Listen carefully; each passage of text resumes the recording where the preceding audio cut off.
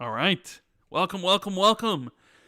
This is the Xbox 2 podcast. I am your host, Randall Thor19, the man with the million. This is episode 302 on Groundhog Day, February 2nd. Oh, yeah. Yeah, and with me, we have the purveyor of Xbox articles on Windows Central Gaming, the one and only Jez Corden, managing editor. My buddy, my pal, my right-hand man. What's going on? Hey, pal! It's Punk's attorney Phil. Even I know about that. Well, I mostly know about it because of that movie. What's it called? Groundhog Day. Groundhog Day. Well, Bill Murray. Yeah. And the other chick. Andy McDowell, I believe? Yeah, Andy McDowell. Yeah, so Groundhog Day. Great movie. Fantastic movie. One of the all-time greats. Yeah, strange tradition though. Do you know the history of this tradition? I was actually telling my girlfriend about this the other day. I was like, Americans have a groundhog for a weatherman, and he's like the national weatherman for all of America. That's correct, right? I haven't misconstrued anything. I don't know. Right. Yeah, supposedly if the groundhog goes back in, if he sees a shadow, that means we get 6 more weeks of winter, right? I've got a question about that. How do you know if he's seen a shadow? Because if he comes out of his hole and he goes back into his hole because he's seen a shadow, or just for whatever reason, then we get 6 more weeks of winter. But if he comes out and he stays out, that means spring's coming soon, I guess. I don't know. That's interesting. I must read about how this tradition arrived at another time. It's kind of like the idle sloth of weather, really. So you mean the idle sloth of weather? You mean like tweeting out stuff's confirmed and then tweeting out that stuff's not confirmed and then tweeting out the stuff's confirmed after that? Like that type of idle sloth? and then going back into his little house. Yeah. It's like, it's confirmed! Playing fast and loose with that word confirmed, huh? You know, well, clickbaiting that word. We don't all get things right all the time, you know, Rand. True. That is, you know what I mean. Yes. We don't always all of us get things right. But anyways, this is the 302nd episode. 302nd episode of the Xbox 2 podcast. The XB2, as it's known on podcast apps around the world. It is, and I've had a pretty good week, pretty productive, pretty busy week. I had a very good traffic month last month, so I'm very pleased with myself and chill at the moment. Palworld still dominating over at Windows Central. It's just dropping off a bit now. I mean, it's you know, the people know the information they need now, and it always happens with guides. Like people like, you know, oh, okay, I already know that now. I don't need to look up guides anymore, and that's the way it goes, right? But you know, thanks to everyone who chose Windows Central for their Palworld learnings, and it's crazy how that game's still doing the numbers, man. Still doing the numbers, still doing the business. So, have you played it yet? Have you given in to the craze? Because I know you said you weren't going to play it. No. We know better than anybody listening, and you yourself. You know, I was never going to play Palworld. No, you might have done. No, I mean here's the only way I would play Palworld is if suddenly there was like a $500 donation, then I would play Palworld. Don't tempt fate. Don't tempt fate. Look, now. That's it. I'm just saying that's the only way on this earth that would get me to play Palworld. Sorry, that's where's it. Moneybags Hoggy when you need it? I don't know, but other than that, it's never happening. I mean, I did wonder because you did play Grounded, and you did enjoy Grounded. Yeah, me and Cole played Grounded. I think I played it for like 50 hours. It was a fun time, but there's no Pokemon in that game, so it was tolerable. You know what I mean? Are the bugs not kind of Pokemon in a way? No. They're kind of cute. They're kind of Pokemon-esque. You know, Ladybug. You know, no? Oh, fair enough. I mean, did they ever add it so you could like tame the bugs and use them in your base or anything like that? Did they ever do that? Because that was something I always thought they should do. Is like I want to tame and ride a ladybug, for example. I always thought they should do that. There's kind of I want to say there's like something you could put on their heads that makes them like follow you, but I'm not 100% sure. Mm. Maybe we'll see that in Grounded too. You know? Yeah, indeed. I wonder if Xbox is looking at the success of Palworld and they're like, you know what?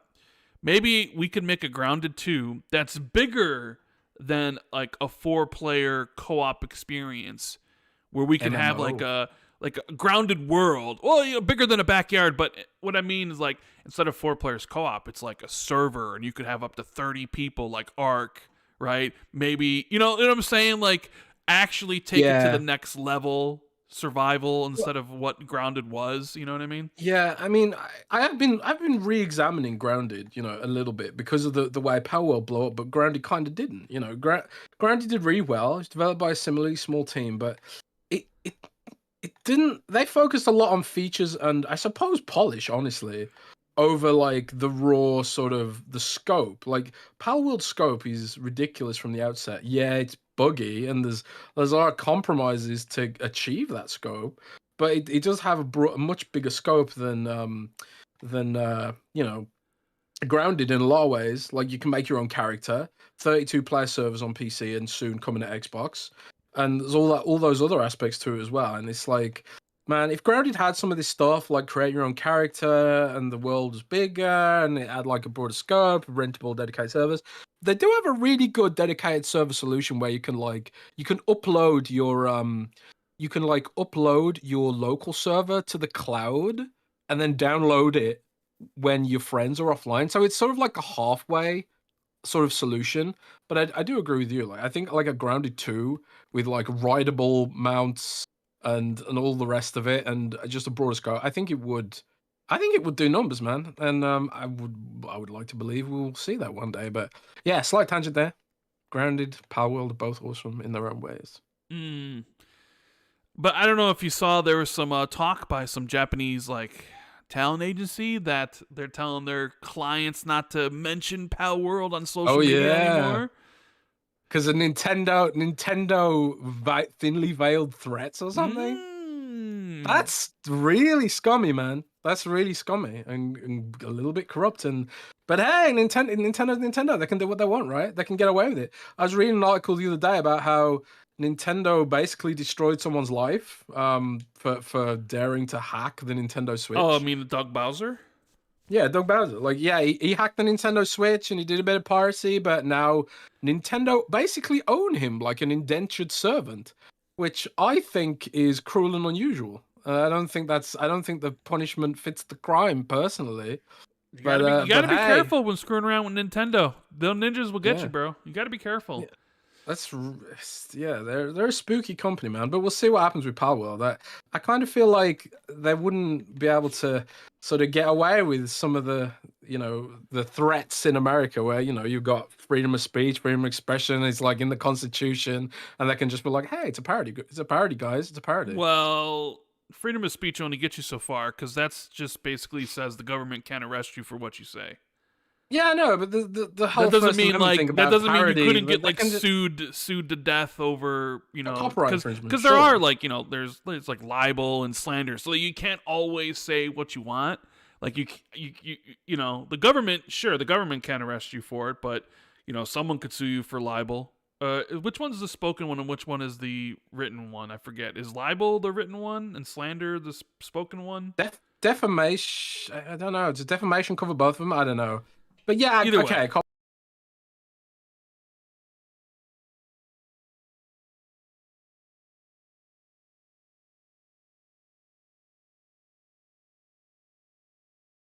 Oh, the pals, sorry.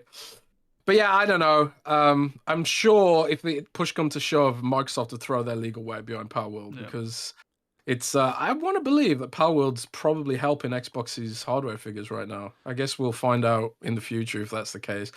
But 7 million players on Xbox, however many millions of players on PC. I can't remember off the top of my head, but it's doing well. It's still doing well. I'm kind of done with the game for now. I'm kind of waiting for more Xbox updates before I put more time into it. But yeah, it's a lot of fun. I did a dungeon for the first time the other day. I didn't even know it had dungeons. So imagine it's fun when you go and playing a game for the first time and you haven't read anything about it and you're just going around discovering things and Palworld kind of gives you that experience. Yeah. I'm loving it, man. The sound sound cut off for a second because just like in the pre-show, my internet's dodgy. my mic kind of cut out. So then, weird. Because I direct the audio through to my earbuds, so when it cut out, the audio went to my speakers, but on OBS, obviously the audio is supposed to be broadcasted through. Right.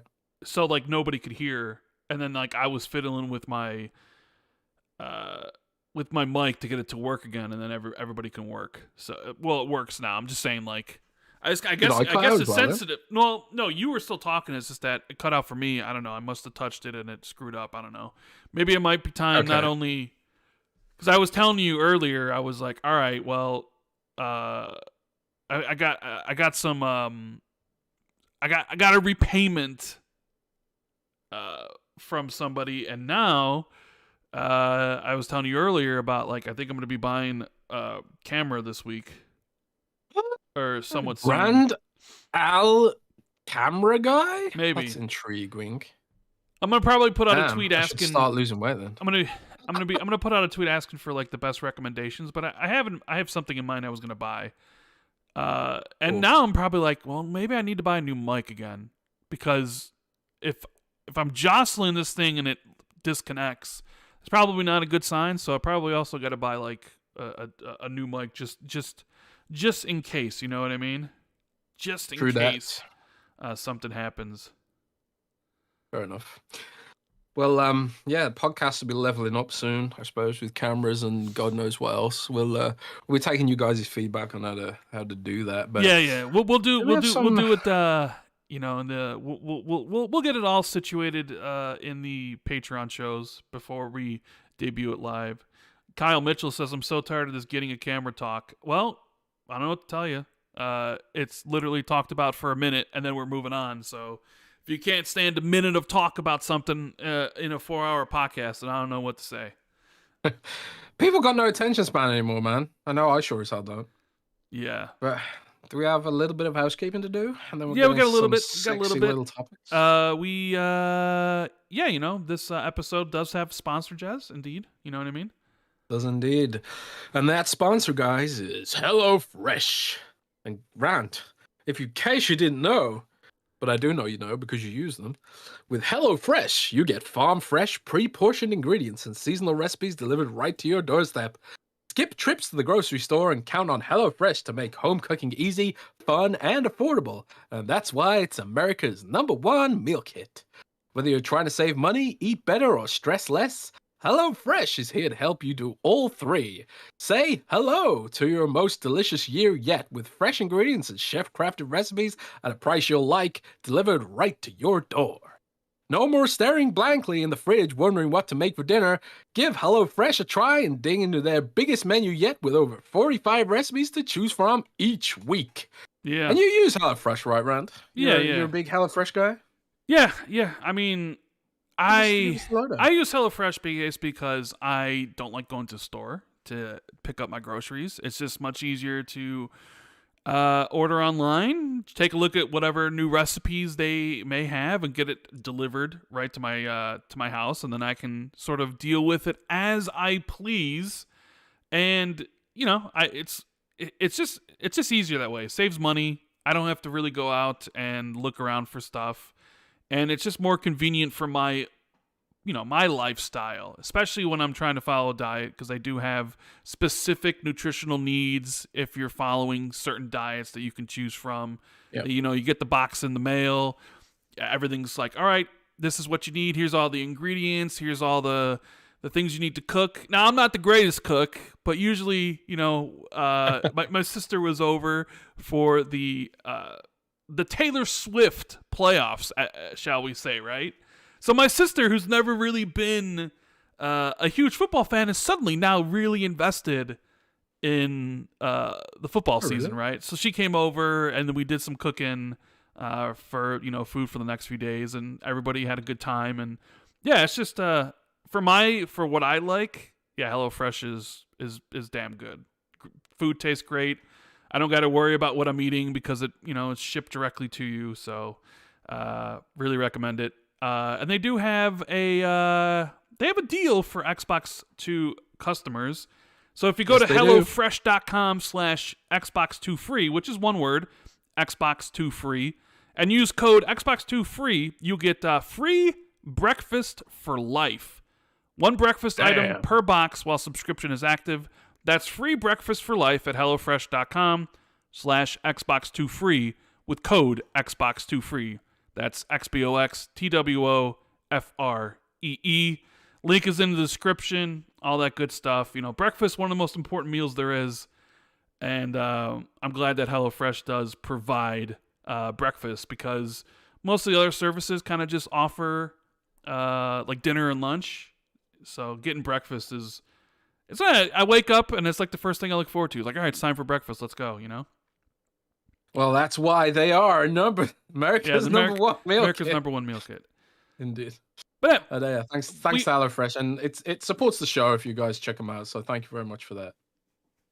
We also have to give a big thank you to all the Patreons out there who support us. Patreon.com/XB2.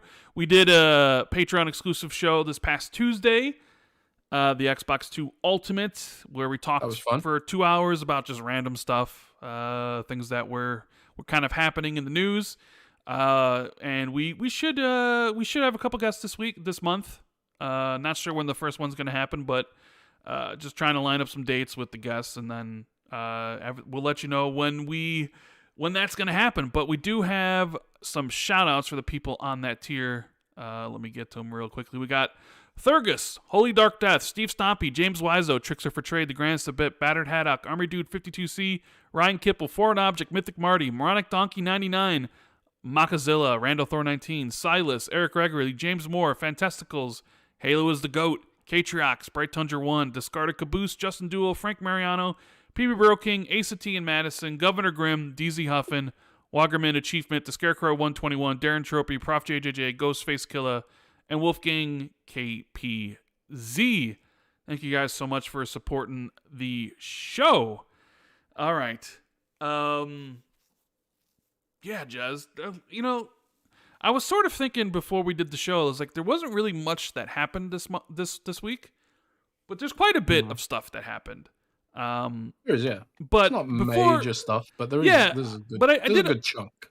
I did play 2 games in the last kind of week and a half, and one of them was, I know this is kind of weird, but I kind of wanted a shorter game, because I put up a poll on Twitter, be like, what's going to be my next long game? And by long game, I mean over 50 hours. Because I'm somebody who's very much the opposite of you. And I don't know if anybody else plays the way I play. Let me know in chat if you do. But I play one game at a time. I play one game at a time until I'm finished. And that's how I read my books. That's how I basically watch my TV shows. And that's how I play my video games. I only play one game at a time. So if, when I say, hey, what's my next long game? And someone says, hey, play Cyberpunk, right? That's 100 hours. That's going to take some time. And I ain't going to be able to play anything in between, because this is how I operate. I'm very weird like that, I guess. Right? So I am going to be playing Cyberpunk. It's just a matter of when. Probably this month, because I think I might check out Suicide Squad. And then I probably might check out Banisher's Ghost of Eden. After that, I really, really want you to do Suicide Squad. Yeah. Man. Well, after that, it'll be. I want to know. I want to hear your thoughts, because you don't really believe, man. Some I've even seen some people say, hey, it's actually not so bad, but then other people are like, oh my god, this is huge trash. And you're someone whose opinion I trust, so I really want you to take the hit, man, because I ain't buying it. Okay, well, take the hit for all of us, Rand. So what I played this past couple weeks was I'm a big fan. I wouldn't say necessarily a big fan, but I enjoy the games that Supermassive Games makes. Those experiences, that horror anthology they made. Not only, did we get the announcement of the Until Dawn remake thing or whatever that's happening, but I also they also make the Dark Pictures anthology. And I played every single one of them except their newest release from 2022. And I was sitting there thinking, like, okay, what do I want to start? I don't know if I want to start anything really long yet. So I was like, oh, well, their games are usually 7 hours, give or take. And, it's usually a decent experience, or at least an enjoyable one for me. So I started playing The Devil in Me, which did last about 7 hours. And the thing about that is you can always at least expect a consistent quality experience. The games aren't amazing, and they aren't bad. I would say they're good. Some of them are better than others, but you basically get the same sort of enjoyable experience if you like that sort of Until Dawn experience where it's mostly kind of like choose your own adventure in a sort of way, right? Because is it a walking sim, or is it just like?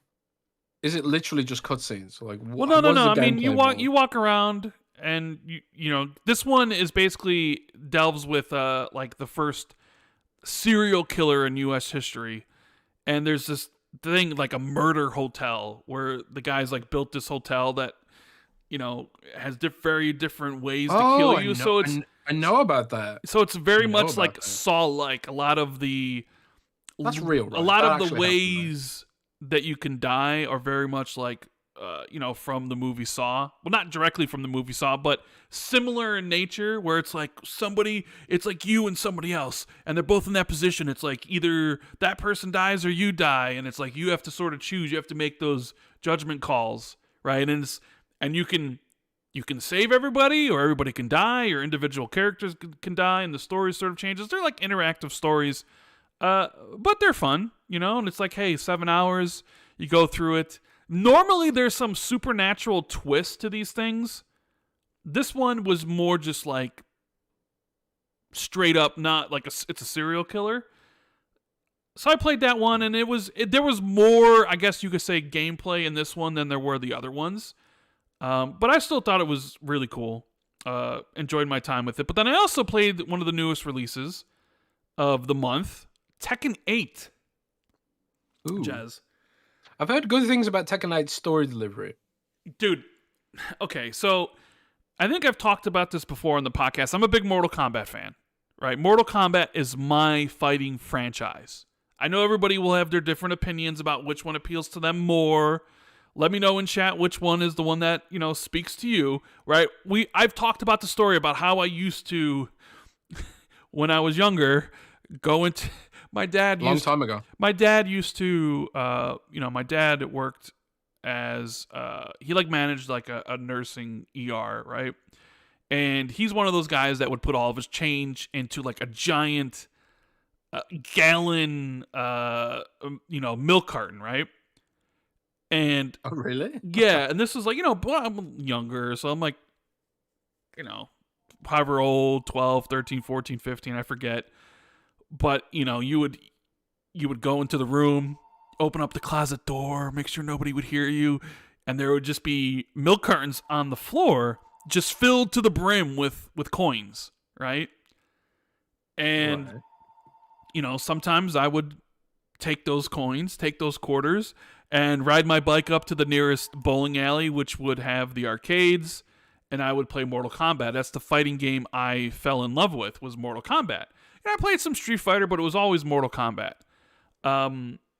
So I remember people's like Randall Fallon stealing money again, but I've told that story how I basically would go, nobody was around when my parents would take my other brother and sisters to like their volleyball or basketball practice, and the house was still and quiet. I would go into their room, open a door up, get the gallon of milk, and just kind of grab like, $5 worth of quarters or whatever it would be. You know what I mean? Mm. Get on my bike, ride the mile up to the bowling alley, lock it into a gate, walk in, and just I don't know. It's so weird, that experience. I can still smell it, still feel the ambiance of walking into that bowling alley with the arcade next to it. Like, is intoxicating. Man, you're triggering my nostalgia now, like going into a pub, playing arcade machines. Yeah. And, played Mortal Kombat 1, Mortal Kombat 2, Mortal Kombat 3, Ultimate Mortal Kombat 3. So when, recently when the games came to Xbox or what have you, and they rebooted Mortal Kombat, like, it's been my favorite. Like, I play them all: Mortal Kombat X and Mortal Kombat 11 and Mortal Kombat 1. And I always have a great time playing through the story, and never just a great time just, playing through, fighting some dudes. I'm not good at it at all, right? At all. But it's just like, hey, it's something to do for 15 hours, have a good time, move on to the next game. So like for me, it was always Mortal Kombat at the top, and then underneath it was Street Fighter, and then underneath that was Tekken. Tekken's a game I've always played and I've always liked, but I never really got involved into Tekken as much as I did Mortal Kombat. Like, I could tell you all the characters in Mortal Kombat, and I could tell you the storylines and stuff, and I could sort of tell you all the characters in Street Fighter, right? But I don't think I could tell you one character really in Tekken outside of, like, there's a bear and there's a panda and there's, like, dudes who are like devils with devil's wings. But I don't know the story of what's going on in Tekken or whatever, right? So I played this one, and, it has all the trappings of most modern fighters, right? It's got a story mode, it's got an arcade quest, it's got arcade battles, it's got the online stuff. It's got a huge selection of characters. I think there's like 32 characters, if I'm not mistaken, or around that number. But what I'm most interested in was the story mode, which is very similar to Mortal Kombat, where you start it up and the story's being told, and usually you fight with a character or characters, and it moves on, and then the story gets epic. And, Mortal Kombat has sort of popularized that style of storytelling in fighting games, right? But I gotta say, I think Tekken might have outdid him. Because, for real, dude, that's high praise. I think they might have, because while I didn't really understand much of what's going on in the game, because I don't really follow Tekken lore, the sheer epicness and scale of some of the things they're doing in this storyline was fantastic. Like, I was talking to Lord Cognito about it, because Cognito is very much he loves Tekken. But the final 2 chapters in the Tekken 8 storyline, I think might be better than anything Mortal Kombat's done since they kind of reintroduced this style of storytelling. Like, the last chapter itself was, for lack of a better word, fucking epic. Like, even me, I was just like sitting there, I was like, yo, holy shit, this is freaking cool as hell. I was seriously impressed with what they were doing here. And I'm kind of sitting there like, I don't know how they're going to top this for Tekken 9. I don't even know how, like, other games are going to top this. Like, those, if you've played Tekken 8 and you've played through the story, you know how damn cool Chapter 1 is. Right, you're in kind of like New York, Times Square. There's a huge battle going on between you, Jin, and the other guy. You like turn into your devil forms. Crazy stuff is exploding. It's like it's I don't know. It's nuts, right? And then it kind of settles down a little bit. But at the end, the last 2 chapters, man, that stuff is crazy. What's going on there? And the music is just perfect. The visuals, I'm installing the game right now. The cuts between like what is like CGI cutscene versus indented into gameplay cinematics into the fighting it's noticeable because you can tell, but it's sort of seamless in a way where it's like feels right, bro. I was hyped. I was like, I was not expecting this from Tekken 8. So I'm not going to spoil it for anything, evidently. But the stories in these games, like playing through it's a few hours, maybe like 3 hours to get through. But man, those last 2, like if you download it, just play the first chapter. I think it's called like the Dark Awakens storyline or whatever it's called.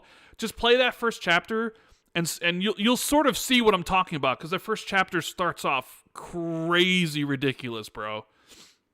Well, I'm gonna download the game right now, and I'll record footage for next week's show. But That sounds incredible. Like, I'd heard the story was good, but the way you're putting it across is making me incredibly hyped right now. So. Yeah, and I mean, I haven't played Tekken since I was a little kid, man. I think Tekken 3 was probably the last one I played. They do have if you don't know much of the story, they do have kind of a little like vignettes, like a little sample of like, here's what happened in Tekken 1, here's what happened in Tekken 2. So if you're not caught up in the storyline, they at least offer you the ability to watch something that would update you on what is going on in the story.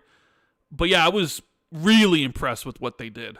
That's awesome, man. I'm really glad to hear that. But it kind of raises the stakes for Killer Instinct, doesn't it? Yeah. Because assuming that Killer Instinct's going to get a sequel now that Iron Galaxy's back on board, kind of raises stakes. Because I would argue that Killer Instinct 1, 3, whatever you want to call it, Killer Instinct 2013, I'd argue that its weakest aspect was like the story delivery. Complete lack thereof. Really, it didn't really have much of in the ways of anything of a story. Which is fine. It wasn't that kind of game, but games. It sounds like games like Tekken and as well. Mortal Kombat seems to have really raised the bar for that kind of stuff to the point where, like, even if you're not a competitive fighting game player, like you don't play online. I mean, right? So I went for all the achievements in the game. You do have to win a ranked match. You had to win a player match. You had to win a group match. And I was like, oh man, I'm gonna get my ass kicked, right? Because Tekken's all about those air combos. They have this new ability called like the heat meter or whatever, and it's like every round you start off with this ability that you can hit right bumper to kind of activate it and do some other cool things. But usually, in my experience, fighting online in Tekken is a no-go for me because I'll just get air juggled consistently, and then people will attack me on the ground, and it's like over before it begins because I'm just not. I'm not a good fighting. I enjoy playing the fighting games, but not necessarily against real people because the real people just kick my ass. I just enjoy it for like I like fighting against the CPU and seeing the stories and. But I won my first rank match. Oh, nice. First person I fought, I won. And I was like, oh, I don't have to do rank match again. Although it did take me forever to find a player match. Like I spent like 45 minutes joining other people's sessions to fight them, but they kept on backing out. So I eventually had to fight Cognito. We did the thing, and Cognito kicked my ass. Although I think I beat him once, but that's his game, right? I've heard that. Yeah, yes. Tekken is Cognito's game. Very much is. Did I hear that right? Yes. We should do that. We should do we should get like Tekken players and do an Xbox 2 Ultimate one time where we just have a little tournament or something. But yeah, Tekken's awesome. Like back in the day when I was a kid, this is the thing with fighting games. I used to think I was great at fighting games, right? Because I play them with my friends and I kick all my friends' asses. But then you play online for the first time and you just get absolutely obliterated by people who actually really play fighting games, So like, I used to think I was great at bloody Raw and Tekken and even Killer Instinct, and then you go online and play like the hardcore people. It's like, oh my god, I actually suck at these games. I did used to know all of Yoshimitsu's combos and even the weird ones and the wacky ones. So it's I'm excited to get back in and give it a go. But yeah, I haven't really played much on my end. Nothing new really. I've been doing Persona 5. Because you always bully me about Persona. And I've started getting really into it now. Like the story's ramping up after 60 hours or whatever. That old meme. Oh, it gets good after 60 hours. Well, yeah, Persona kind of personifies that. Get it? Did you get it? Personifies? No. Come on, that was good. Yeah, personifies. Yeah. But yeah, it's getting really good now. I put the difficulty up. I didn't know you could do that. I put the difficulty up, which makes the combat a way more engaging, I would say. Having to actually consider your group composition and stuff like that. So, yeah, I'm really enjoying it. I haven't really played much else, but now I might diverge and play Tekken now. So the reason I'm not going to be playing Persona this week is probably your fault. So congrats on that. Speaking of Persona, we do have the footage this week. Persona 3 Reloaded. Jez was concerned that it would spoil it for people who haven't played it. I was like, well, it's the beginning of the game. I thought maybe it would more give people an idea of what the game's like if they don't know and have never played Persona, Yeah, I mean, it is the very start of the game, so, and it is an older game. But from what I've heard, like my colleague reviewed it on Windows Central, a very detailed review, and we've got a tips guide up for new players. It does actually diverge quite. Well, I don't want to spoil it. It doesn't diverge necessarily, but it enhances and elevates the story. So like there's stuff for newcomers, and there's also stuff for people who are very familiar with the original. So, but it's doing really well on Steam. It's blowing up a little bit, and I think it's the biggest Steam opening ever for a Persona game, which is awesome. And yeah, and also Like a Dragon, Infinite Wealth's also doing really well on Steam. That's weird, isn't it, Rand? It's almost Very like weird. it's almost like single player games aren't dead. Well, it's all. almost like putting your games everywhere day one, multi-platform for third parties. It's like the way to go. Like Persona. I know they sort of kind of did that with Persona 5, but Persona 3 Reloaded doing amazingly on Steam, Game Pass on day one. But then you look at Like a Dragon or Yakuza as it's now. They don't even use the word Yakuza in the title. It's Like a Dragon Infinite Wealth. And there's been I don't know how many Yakuza games, and it wasn't until Like a Dragon, Yakuza Like a Dragon for 2020 where it went multi-platform, where it came to Xbox, was on PlayStation, also on PC, that it started to embrace its multi-platform global audience. And now the sequel to that game is, it's like the highest, they did 1 million sales in a week, which is I think the fastest they've done. It's setting records for the franchise on Steam.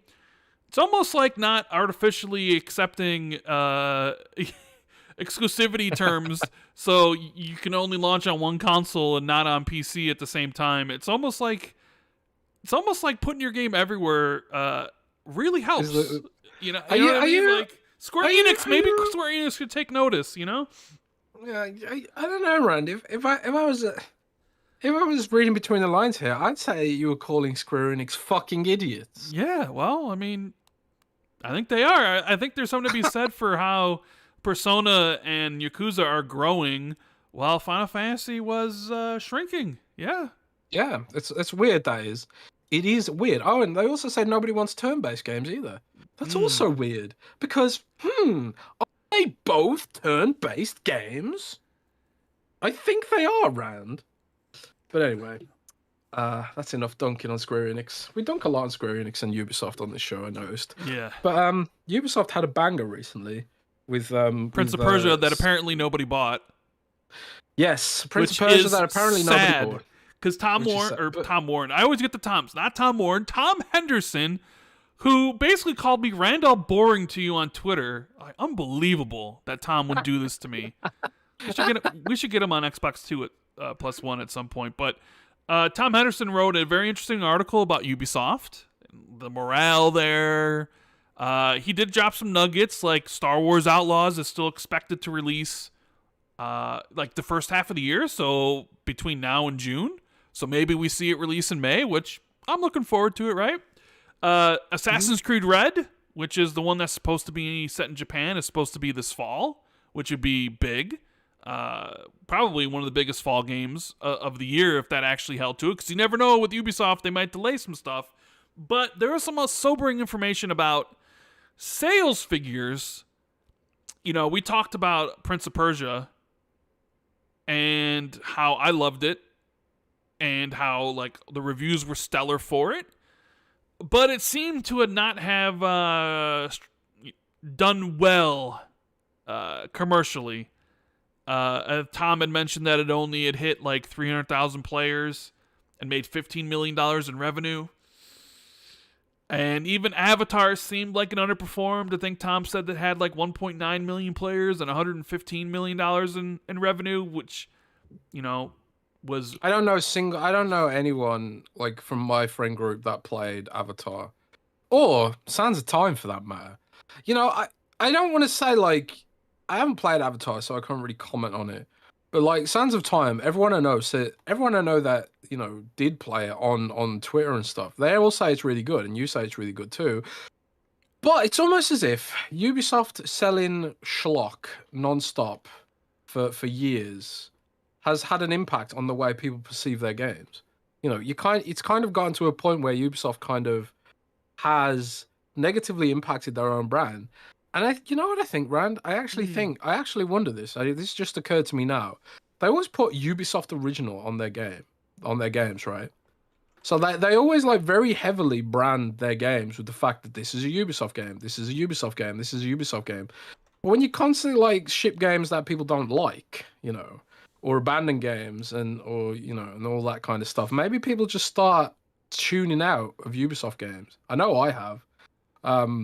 Sands of Time, Prince of Persia, sorry, not Sands of Time. Prince of Persia is like a bright spot, but I do think Ubisoft has some work to do to sort of regain some prestige, because I really do think they've hurt their brand identity by just copy pasting their games. Like Assassin's Creed copy and pasted, Watch Dogs copy and pasted, Far Cry copy and pasted. Maybe they move the camera perspective around a little bit, but yeah, the Ubisoft's kind of they've done this to themselves, man. It's sad to see. But... Well, the problem is, Ubisoft games typically go on sale really quickly, right? So people know by now that if you just wait a month, you can probably, if you want to own it, it's going to be cheaper in like a month. 2, it's also available on their subscription service, Ubisoft Plus, on PC and on Xbox. And I mean, they've done interviews recently where they've said that they're okay with people subscribing to Ubisoft Plus for a month and then playing the games they want to play and then unsubscribing. Oh, they have to say that, right? Well, of course they have to say that, right? So while it's like, okay, well, the game only has 300,000 players and only made that much revenue, I don't know if that necessarily accounts for, Ubisoft Plus, but I don't know how many people, are playing Ubisoft or playing Prince of Persia on Ubisoft Plus, but as someone who, played Prince of Persia and is like the best Ubisoft game, at least to me, in quite some time, I'm very saddened to see that it didn't perform well, although I guess it's fitting. $50 for that game, which I think is fair, but I think maybe the market, or at least maybe the people who normally would enjoy that stuff, might balk at that price for what they consider like a indie style game, because it's a 2D Metroidvania. And even like other games that are very similar to it, like Ori and Hollow Knight, Metroid Dread, well, not necessarily Metroid Dread, but those games, they're cheaper than $50, right?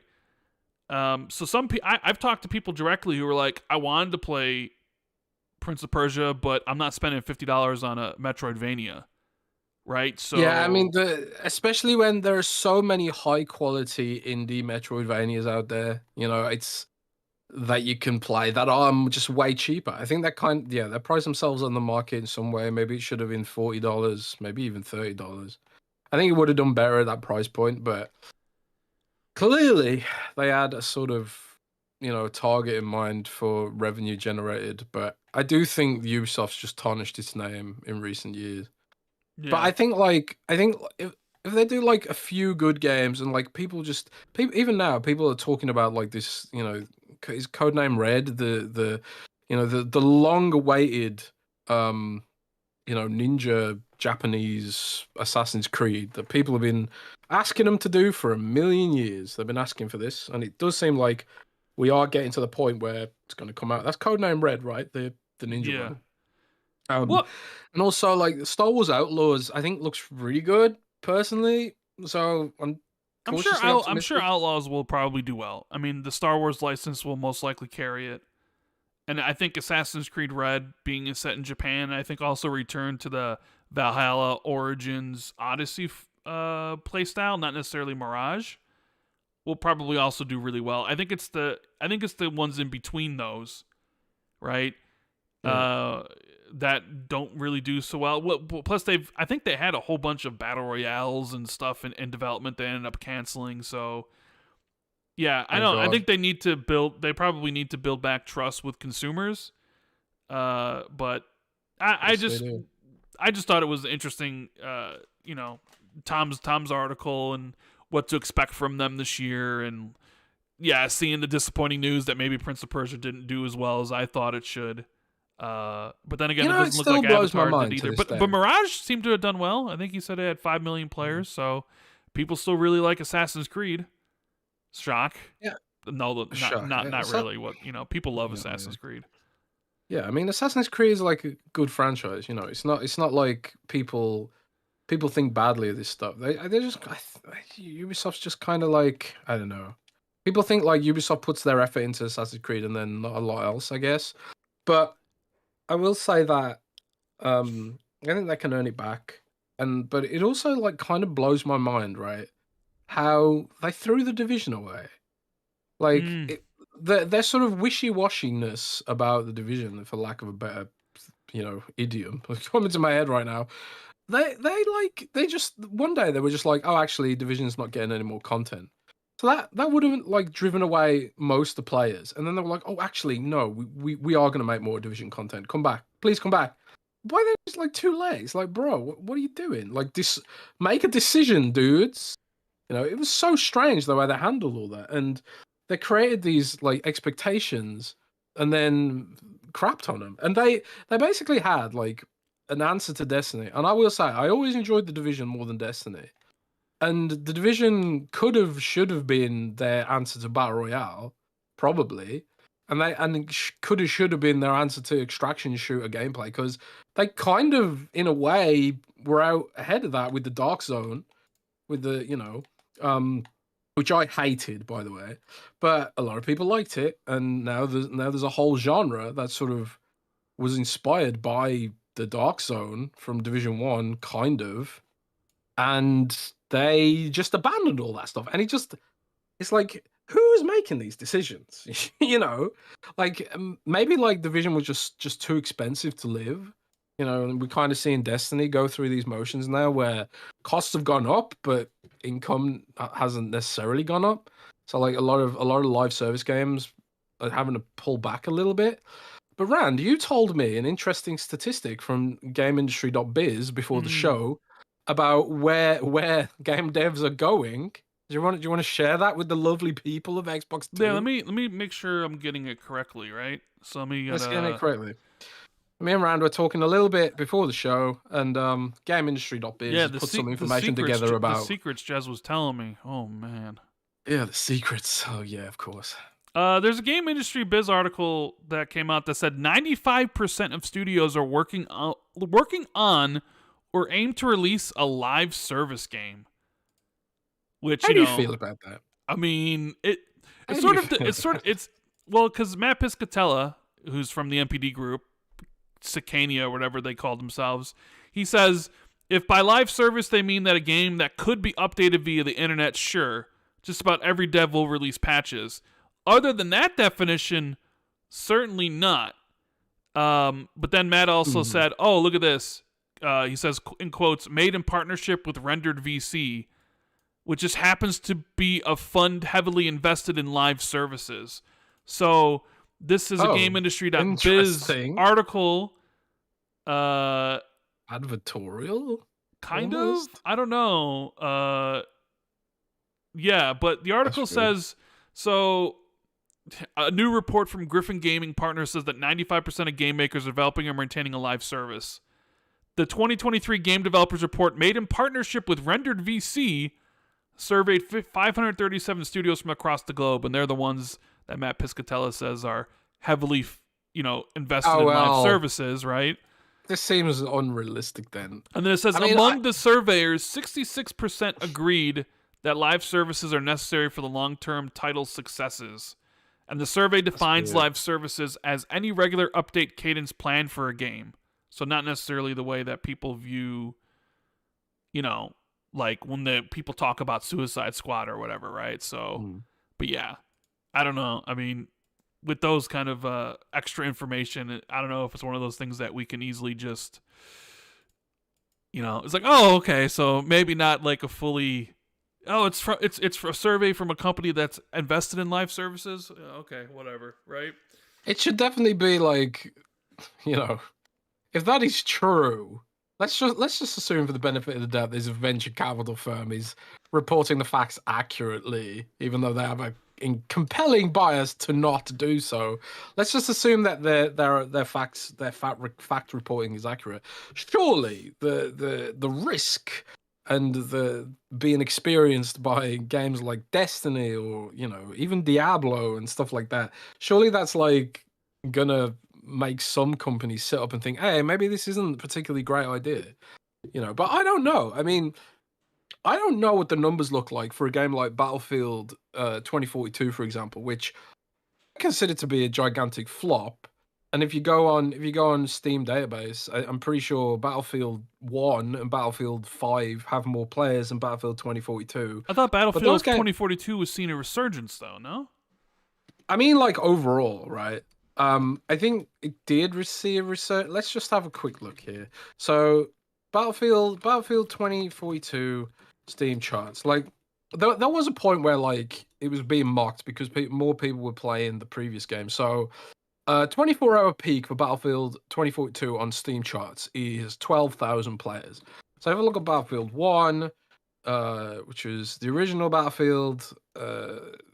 That so that's like 14,000 players, 24 peak. So more people playing Battlefield 1 than Battlefield 2042. And if we look at Battlefield V or Battlefield 5, that has 35,000 players at peak. So there are more people playing the previous two Battlefields than are playing the latest Battlefield. Yet, and my point was going to be that EA is still updating Battlefield 2042. So there must be, they're not just, I presume they're not just throwing money down the drain here. There must be like a significant amount of money being made to justify the continued development of that game. I would have thought, right? Maybe. I don't know. If you look at like Battlefield 1's all-time concurrent players is half than Battlefield 2042. So when Battlefield 2042 launched, it did blow up to 100,000 players or whatever, but it's not as high as Battlefield 5's all-time peak, which is 114,000 or whatever. So, like there's so many examples recently of game devs like launching into this live service arena and just getting their asses handed to them, man. And even like sort of long-term staples. There's actually there's another interesting point about this, Rand. Okay. And that's Palworld. The Palworld CEO recently came out and said that the server costs for Palworld cost like hundreds of thousands of dollars a day to run. Server costs. So I saw that little news piece as well. So, Palworld developer reveals skyrocketing server costs. This is from Tech Raptor. And they were tweeting about it and stuff like that. And as you can see below, they cost 70.5 million yen for the month. So that's $480,000 per month. And so that cost increased 359% compared to the previous month before the game's release. So, presumably they've made a hell of a lot of money, right? But that ongoing server cost will eat into the sales figures, which means they have to start developing new content and potentially, obtain a new revenue stream, which means in-app purchases, in-game store, stuff like that, And like Palworld's probably sitting there thinking, they probably haven't even thought of any of this stuff yet, And you want to tell me that 95% of developers are trying to get in on this so-called lucrative business?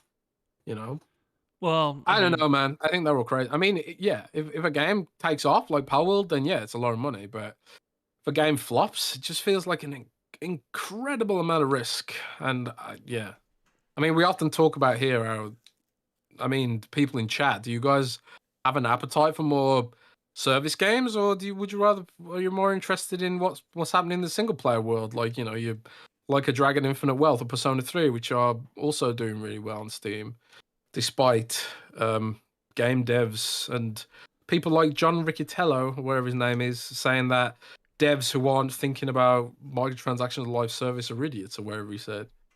Yeah. We do have a couple super chats to get through. Let's get through them then. I know I have the footage up for Persona playing in OBS while I have the chat up and everything. Man, the Persona looks clean, bro. They've updated it's still Persona 5's engine, but they've added like a lot of graphical enhancements and better lighting. I believe it might even have ray tracing. I mean, don't quote me on that, but I'm sure I read that somewhere. But yeah, it looks really good. It looks really nice. Be interesting to see what happens when Persona 6 comes out. But Silas says, you guys think Xbox will have the sense to lay out criteria publicly on what type of games are multiplat eligible? The discourse is tiring, and that kind of goes alongside what Andre says here. Since Hi-Fi was developed alongside Ghostwire, is there any chance it's going to be multiplat actually comes from deals made before Bethesda acquisition? Now, of course, the Hi-Fi stuff is back in the news again this week. Back in the news. Because and why is it back in the news? Because of a data mine. A data mine. Data mine. So around the launch or 1 year anniversary of Hi-Fi Rush, they introduced new T-shirts to celebrate it. There was an exclusive one for Xbox that was green, had Shadow dropped on it. There was an exclusive one for Steam, an exclusive one for Epic Game Store, the platforms where, Hi-Fi Rush currently resides. There's also some shirts that were available for all platforms. Well, in that update, on the PC side of things, people can typically data mine stuff and get maybe future plans, future things from, out of it. And, well, I guess there was 2 hidden T-shirt designs, a blue one and a red one. And,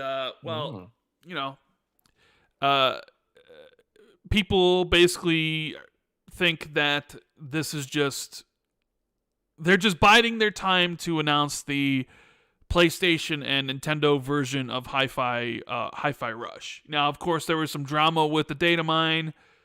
Originally, people said it's confirmed. Then the guy who was credited to it says this isn't mine. It's just an image someone found on a different website. And then people are like, "Oh, it's fake. Someone faked this." But then other people were like, "No, you can actually go into the files and you can find it now." So, the actual files are real and stuff. So. But it's like what Jez said last week. It's happening. It's only a matter of time. The question is more of when it's happening. But yeah. It's happening. So it's definitely happening. Honestly, I take this as a leak or whatever you want. It's happening. I mean, there's so much smoke. There's beyond all shadow of a doubt. And I said before, I was hearing these kind of rumors back in November. We were hearing these rumors that Xbox was exploring multi-platform releases for some of their older games back in November of last year. Yeah. And it was kind of like, okay, how true is this? Need to cross-reference. And it basically kind of was like, yeah, sounds like it's happening. Don't know how extensive. Well, Initially, I want to say and put it out there. I didn't believe it, right? No, you didn't. And the reason I didn't believe it, no, I didn't, because the games that I'd heard were coming, I think were assumptions maybe. And I don't know if you remember, Rand, but I was going through every game that I could with sources and basically confirming, well, this game isn't coming, this game isn't coming. And I was just like, this is just all FUD that someone's made up and, trying to spread, drama or whatever for whatever reason, right? So I just didn't believe it. But then further along the line, the one game I didn't ask about was Hi-Fi Rush because in my head, it didn't make any sense, and I think it still doesn't make a huge amount of sense. When we talked about this the other week, we were kind of like, well, Hi-Fi Rush isn't going to move the needle, So it's kind of like if the goal here is to make money, surely it's like your Halo multiplayer that you put on multi-platform or Forza or something like that. I don't know what their goals are with Hi-Fi Rush because it feels like, and again, we both spoke our piece heavily on this. But it feels like putting Hi-Fi Rush on multi-platform devices is less about making money. And I feel like it's almost going to cause undue brand damage and, create all these questions and all this drama without generating a huge amount of sales. So it's kind of like, why would it be Hi-Fi Rush? So I didn't even think to question that one because common sense to me, and of course, I don't have all the data and figures and facts and stuff that Microsoft has. But my common sense brain was kind of like, it wouldn't make sense for it to buy Hi-Fi Rush. So I didn't even ask about Hi-Fi Rush. So when it started coming out, I think it was in January, I started hearing Hi-Fi Rush. Well, yeah, it would have been January, I suppose. Hi-Fi Rush, but also Sea of Thieves. I was kind of like, well, Sea of Thieves does make kind of sense. it's a service game, and it pretty much doesn't have a similar game on PlayStation yet until Skull and Bones comes out, which shares some similarities with Skull and Bones. And that kind of makes sense, but then then all the other stuff came out, and it just started becoming this thing of like, yeah, there's no way this isn't happening. Like with all the smoke, and Tom Warren teasing it, and pretty much everyone kind of teasing it. It's kind of like an open secret now. It's definitely happening. But I suppose me and you, we already talked about it and said our piece and why we do or don't think it's a bad idea. I'm just kind of over it now. It's happening, and what that means, we'll have to wait and see. Is it? I'm sure if it turns out to be a disaster for whatever reason, if Microsoft discovers that putting it on there is more trouble than it's worth, and they're not even making much money off it, but people start questioning the entire platform, Microsoft might just be like, well, that was an experiment gone awry, and maybe this is a bad idea. Maybe that's why they're doing it with Hi-Fi Rush, because it's kind of like, if it's Hi-Fi Rush, maybe they can put Pandora back in the box, And when people start asking, well, where's Halo on PlayStation? They can just be like, oh, that was just a little experiment we're doing, whatever, no big deal, And they can sort of walk it back like they did with Ori for a while. But yeah, it is what it is, I just like, people need to sort of,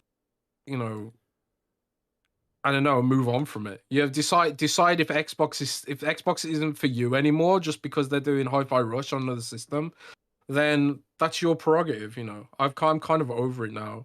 It just kind of is what it is, and we'll see, whether or not it's a disaster. Maybe Microsoft be right all along, and maybe it'll be like, oh, this was actually fine, and Xbox sales didn't go down, and hey, maybe PlayStation's doing it as well. And maybe Microsoft knows PlayStation's doing it, and that's why they're doing it now. We don't really know the full facts here. So, Rand, I want to believe that Microsoft knows what it's doing. Yeah, well, I want to believe that Microsoft's smart and they know better than me. But and everyone else and all the Xbox fans are like, this is a bad idea, Microsoft. You're gonna do a lot of brand damage here. I want to believe that Microsoft knows better, and that we're all just in a bubble and no one's gonna care or know about this. But at the same time, I'm just kind of like, we'll see. We'll see what happens. I'm kind of now at this point. I'm just kind of intrigued. Like, where is this all going? But we'll see what happens. I will say one last thing. For the crowd of fanboys who were like, yeah, this means Xbox is dying and Xbox hardware is going away. I do know that Microsoft's greenlit multiple new hardware projects. Oh, in the last couple of weeks. Interesting. So, but I thought they were getting out of the business in 2027, though. Yeah, I mean, yeah, of course they are. Yeah, of course they're getting out of the business in 2027, bro. But no, Xbox hardware is here to stay. And there's more stuff coming. And even exclusives are here to stay. There's still going to be exclusives too, And maybe they'll come to PlayStation later when they've done all the sell-through.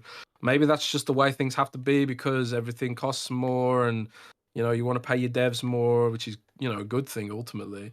And also, I mean, and we said last week, this isn't about stopping people getting access to games or gatekeeping. It's about will it damage the Xbox brand beyond recognition? That's what it's about, really. And I guess the jury's out on whether that happened or not. We'll just have to wait and see. Yeah, but I can see why people are tired of the discourse, right? And yeah, I'm tired of it too. That's why I got through every single point in that one monologue, and we're never talking about it again. Well, yeah, it's because we talked about this 2 weeks ago. I'm joking. No, I know. We talked about it 2 weeks ago, right? And we gave our thoughts on it. You wrote an article even then talking about it, right?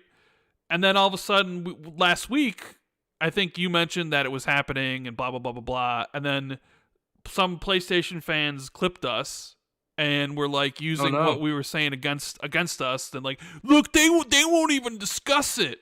It's like, we literally did 2 weeks in a row. Like, there's nothing new to say about it because there's nothing new happening. Right. That's the thing. A lot of these dudes, they're used to not having new things to talk about, so they talk about the same thing every single week. Well, because they often just don't have any news. Also, those dudes are just completely irrelevant, anyways. So either way, The discourse is tiring. I'm sure a lot of people don't want to hear about it. They're sick of it always showing up in, their news feeds, what have you. And like obviously, when it happens, I'm sure people will be like, well, what about Hellblade, and what about Avowed, and what about Indiana Jones, and that is going to be a lingering, looming thing that people will legitimately can ask about every Xbox game, because you went from doing it with Ori and then saying we're not going to do it anymore because it's not fair to Xbox fans, and I would want a full Xbox experience on there, to then doing it years later, right? And all these sort of things that go along with it, about what you said about PlayStation, how you didn't want to support PlayStation because they use the 30% of their cut to basically make deals that make it hard to be Xbox, but now you're just going to give them your game anyways, where you're basically going to give them free money from one of your own games to basically do with what the money that they would get that you said they used to harm Xbox. So you're okay with it? Are you okay with it because you feel that you're untouchable now that you have ABK and that you can sort of weather the storm, right? I don't know. And it's just, yeah, I get it, because it is going to be tiring every time you watch a Xbox showcase like this showcase, which I think, I've heard some things and rumors floating around about this year's Xbox showcase. I'm not going to repeat them, but it sounds incredibly exciting. Repeat them? No, I'm not, because they're told. Why not? I'm because we're so far away, and who knows if it's even true. But I mean, when you look at like what games potentially could be revealed, its new game or new look at Perfect Dark or whatever else, every single time Xbox announces a game, or every single time they show off something new from a game, or announce a release date for everything, people are just going to be like, yeah, but when's it coming to PlayStation and Switch? And I just got a DM from Idle Sloth, who apparently Tim Schafer was on the Min-Max podcast, and basically they were asking him to port Psychonauts to the Switch, right? So it's already sort of getting into that territory of like, the San Fran cabal are going to love this idea of Xbox putting their games elsewhere, because, they don't play on Xbox, but they would certainly play those games on their Switch. And you already seen people being like, oh, this is great. This is great because more people can play Hi-Fi Rush. And it's like, yeah, certainly more people playing games is always a good thing. But what about like the potential damage it could do to Xbox, where like people aren't really buying the console anymore? And we'll talk about that in a little bit, right? Does that have long-term brand damage? Or maybe, like just the same, maybe Xbox is right and this is just the way of the future and you just got to get over it. Who knows how it all plays out. But I'm sure those people will be like, you know what? Yeah, Xbox, do this. 100%, we're behind you, because putting games in more places is the way. It's the future. And I would love to play Hellblade on my Switch too. I would love to play Indiana Jones on my PlayStation, even though I can't play it because I get motion sickness, right? So look at how game journalists attacked me for the crime of saying Xbox fans are right to be concerned about what Xbox's strategy is here. The San Fran cabal came after you. I'm just saying, of course, they're going to co-sign this because, yeah, like they want to be able to play their games on their Switches or their PlayStation. So of course they're going to be like, yeah, this is great. They're probably going to hit up their contacts at Xbox and be like, you guys should do more of this. We want everything on Switch and PlayStation, because they don't want to deal with Xbox, right? They don't want to cover Xbox. They don't want to learn the ecosystem. They don't want anything to do with Xbox, And this is the Xbox tax. This is what it is. It's not a case of like they actively want to undermine Xbox. It's just a case of like they never really cared about Xbox, and you can't force someone to care about Xbox, And that's fine. That's fair enough. It's their prerogative. But like, my issue is like when people pretend that they don't have bias. I would never sit here and try to pretend to someone that I am interested or invested in what PlayStation is doing, because I'm just not. And that's why I don't work for a multi-platform game website. With me, you know exactly what you're getting. When you come to the Xbox 2 podcast, you're getting an Xbox-oriented podcast staffed by people who actively use Xbox and actually, Xbox in the have Xbox in their expertise, you know. So I don't know, man. We'll just have to wait and see where it's all going. And there's just really nothing more to say on it now. Yeah. I just wish Microsoft would just come out and put to bed all the rumors and just leave it at that. I mean, I'm kind of curious the timing of it, right? Whether A lot of people think it'll be the Nintendo Direct or whatever. You know, for Hi-Fi Rush. Yeah, I mean, there's supposedly a Nintendo Direct rumored, and also we got breaking news. What's breaking news? Tim Schafer just said in the podcast. I'm not sure what podcast it was, but he said on a podcast, "Will you bring?" I mean, I literally just mentioned that. Oh, you did? Oh, sorry. Yeah, I wasn't paying attention. I was saying the Mid-Max podcast. They asked him if they would bring Psychonauts to the Switch. Oh, okay. Sorry about that. Yeah. Yeah. It's but that's the thing. That's what you can look forward to. It's like, oh, hey, we have the, creators of, let's just say, the studio head of the initiative here for Perfect Dark. Hey, could you bring Perfect Dark to Switch? You know what I mean? Like, could you bring it to the PlayStation? But that's like, you open these sort of things up to the questions like this by your actions of what you're doing, and it may only be Hi-Fi Rush and Sea of Thieves and maybe a couple others, but that doesn't stop. This is the thing. Not only externally either. It's like if I'm a game dev, if I am Tim Schafer, right, and I haven't had the conversation with Microsoft yet about Psychonauts on the Nintendo Switch, because obviously they're artists and creators, they want as many people to experience their games as possible, and that's completely fair enough. But they'll see Hi-Fi Rush go on the Switch, and where Psychonauts would probably do very well, and they'll be wondering, like, hang on a sec. Why do they get to put their game on Nintendo Switch? I want my game on Nintendo Switch. So not only are you opening these conversations up externally, you're opening them up internally as well.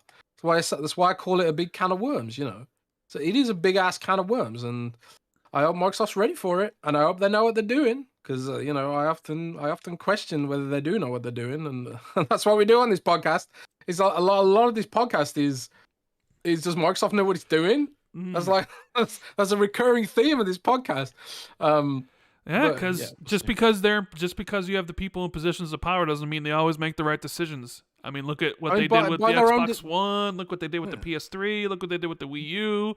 By their own admission, Satya Nadella said in an interview recently that shutting down Windows Phone was one of his biggest mistakes. Because now they have to deal with Apple and Google for anything they want to do. For anything they want to do, they have to deal with Apple and Google now. So, like, it would have been smarter to, keep spending the money to keep Windows Phone alive, potentially. Because now they've got AI, they could, there's all sorts of things they could do with exclusivity, like you get the best AI in Windows Phone, whatever happens with AI and stuff like that. And they don't have that now. Now they have to beg Apple. They have to go to Apple and Google and say, oh, please, Apple, please, Google, let us have Xbox Cloud Gaming on your platform. They have to beg like little bitches. And they'll have to do that again if they get rid of Xbox. They'll have to beg PlayStation, and they'll have to beg Nintendo if they completely get rid of their hardware platform. Do they want to live in that world? Well, we'll see. Transitioning to better news, which should make some Xbox fans happy, I guess. You wrote an article today about why Microsoft should do an Xbox handheld. Yeah, I did. I did write one, didn't I? You want to talk about that? You want to talk about Xbox handheld? I mean, sure. What's to say, bro? I mean, go and read my article. It's a very good article. Well, so what was your conclusion? Okay, so the reason I wrote this is twofold. A, I saw there were rumors coming out that PlayStation might be making a PlayStation Vita 2, like a PlayStation handheld with a PlayStation PS4. I mean, it sort of makes sense considering the rise of all of a sudden all these handhelds, from the Steam Deck to the Logitech G Cloud to the Asus ROG Ally to Lenmo, whatever it is. Lenmo lawnmower. The Lenmo, whatever it is, and then of course there's the Switch. Lenovo Legion Go. Handheld gaming's back in vogue. So, and we know Microsoft and Sony. We know one thing about this video game industry is that it is a copycat industry. Something's working for somebody. We need to copy it, right? So it's like, yeah, they see all the success going with these things. It's like, I wonder if they think that it's a market they can potentially, go back into. So you wrote an article about it, and yeah. So, Jez, do you feel that an Xbox handheld is inevitable? I do. You do? I do, Rand. Okay. And the reasons are multiple fold. So I wrote, basically, it's an opinion piece. It's not a leak or anything like that. I haven't leaked an not Xbox a handheld. Leak. Wink. No, it is not. I don't know if Microsoft's making a handheld, but it's like you say, it's a copycat industry. And like when you actually zoom out and you look at the rumors about the PlayStation Vita 2 running as powerful as PS4 or whatever, and I believe I just want to. I think it was Moore's the YouTube channel Moore's Law is Dead that first discussed that. So shout out to them for the initial discussions about PlayStation handheld. I think it's absolutely going to happen. I think Sony will do it, and I think Xbox will do it, and furthermore, I think they both have to do it. I think they have to do it. Do you know why? Like, if you look at Steam right now, Steam has sold Valve has sold somewhere in the region of 10 million Steam Decks, right? They're not available in every market. There's a lot of markets where they're not available. They have sold 10 million Steam Decks on the back of PlayStation's games, right, and Microsoft's games. So if you want to play God of War on a handheld, you do it on the Steam Deck. You want to play Forza on a handheld, you do it on the Steam Deck. And people say, "Oh, well, Steam Deck's a PC." It's not really. You don't really use it like a PC. Yeah, you can boot into Linux, but who the hell does that? No one does that. You use it like a console. It's got a console interface. It's got all the console-like simplicity. It's basically a console. It's a Nintendo Switch for the core gamer who wants to experience some of these games on the go. And it's only going to keep getting bigger. It's only going to keep getting bigger and keep getting better. And I feel like more and more people will think of Steam Deck as like a companion device, a companion console. And you know what Steam Deck also has? Steam Deck also has exclusives. The Steam Deck has exclusives like, the games that Valve refuses to put on console, like Dota 2 and stuff like that. And you can plug a mouse and keyboard in, you can play them like that as well. But people, and then imagine, right? Imagine you're at Valve headquarters, and they've already done this once. They're like, okay, we need to make an exclusive game to sell our hardware. We'll make Half-Life 3. It'll be exclusive to the Steam Deck, right? However, the Steam Deck, you also get all of Sony's PC games as well, but also you get Half-Life 3. They've already done this with the VR. They haven't put Half-Life Alyx on PSVR, have they? So, like, Sony is basically helping. So, from Sony's perspective and Microsoft's perspective, they are helping Valve build an ecosystem complete with exclusives, complete with their games, to build an entire new PC gaming ecosystem, or console PC handheld ecosystem. And where's Microsoft and Sony in all this? They're caught with their pants down, basically. Well, I mean, Sony did release a handheld streaming device. Yeah, remote play device or whatever, right? Yeah, no one cares about remote play. It's not viable, and furthermore, no one cares about cloud gaming because it's you need a direct connection at all times. But furthermore, for Microsoft, it's expensive, man. For Microsoft and Sony, cloud gaming is expensive. That running those servers 24/7 costs a hell of a lot of money. You see, Palworld blowing up xCloud recently, 30-minute queues. 30-minute queues. And that's hardware that needs to be serviced. You need staff to run those server farms, all that kind of stuff. It's expensive, And furthermore, on top of that, Google and Apple won't let Sony and Microsoft make money with cloud gaming because they're just sitting out here saying like, okay, you can have a cloud gaming platform, but you're not allowed to have any in-app purchases, which is the only way those cloud gaming platforms are ever going to make any money. So yeah, you can have your little cloud gaming fun time, but you're actually not going to be allowed to ever make any money on our platform. Sorry. So like cloud gaming's pointless. So the only way they can make money on those games is if they control the in-app purchases and the whole layer of stuff. So they could either let Steam eat their lunch, or they can make their own stuff. Microsoft's got the expertise in-house to make that stuff. Sony's got the expertise in-house to make that stuff. So I just believe from pure cold hard analysis that I am manifesting an Xbox handheld into existence, and I believe that PlayStation will also have an Xbox handheld, An a Xbox PlayStation handheld. handheld, an Xbox. PlayStation's making Xbox handheld. You heard it here first. PlayStation. Well, I'm sure some Sony components will probably end up being in the Xbox handheld. But yeah, I do feel like just when you look at the pure cold hard logic of it, with the Nintendo Switch 2 coming out, the way that Asus ROG and Lenovo Legion Go have blown up, and Steam Deck blowing up, Sony and Microsoft would be stupid not to be exploring this. So I'm bullish on this, and in fact, Rand, I would bet money on it. Oh, you're going so far as to bet this. This is unlike you. This is unlike you. I bet money. I bet money that Sony and Xbox will build a handheld. I don't know if you know this. No cloud bullshit. Native. I don't know if you know this. And they'll both be great. But people have already looked into it, and they saw that Phil Spencer liked your tweet about the Xbox handheld. Oh, really? Yeah. Huh. People are already spreading around like Phil liked Jez's tweet about the handheld. Interesting. How about that? That's intriguing, isn't it? Very, very interesting. So I sort of wonder if that could play into the 2026 plans, so to speak, right? Like what maybe next gen would be for Xbox.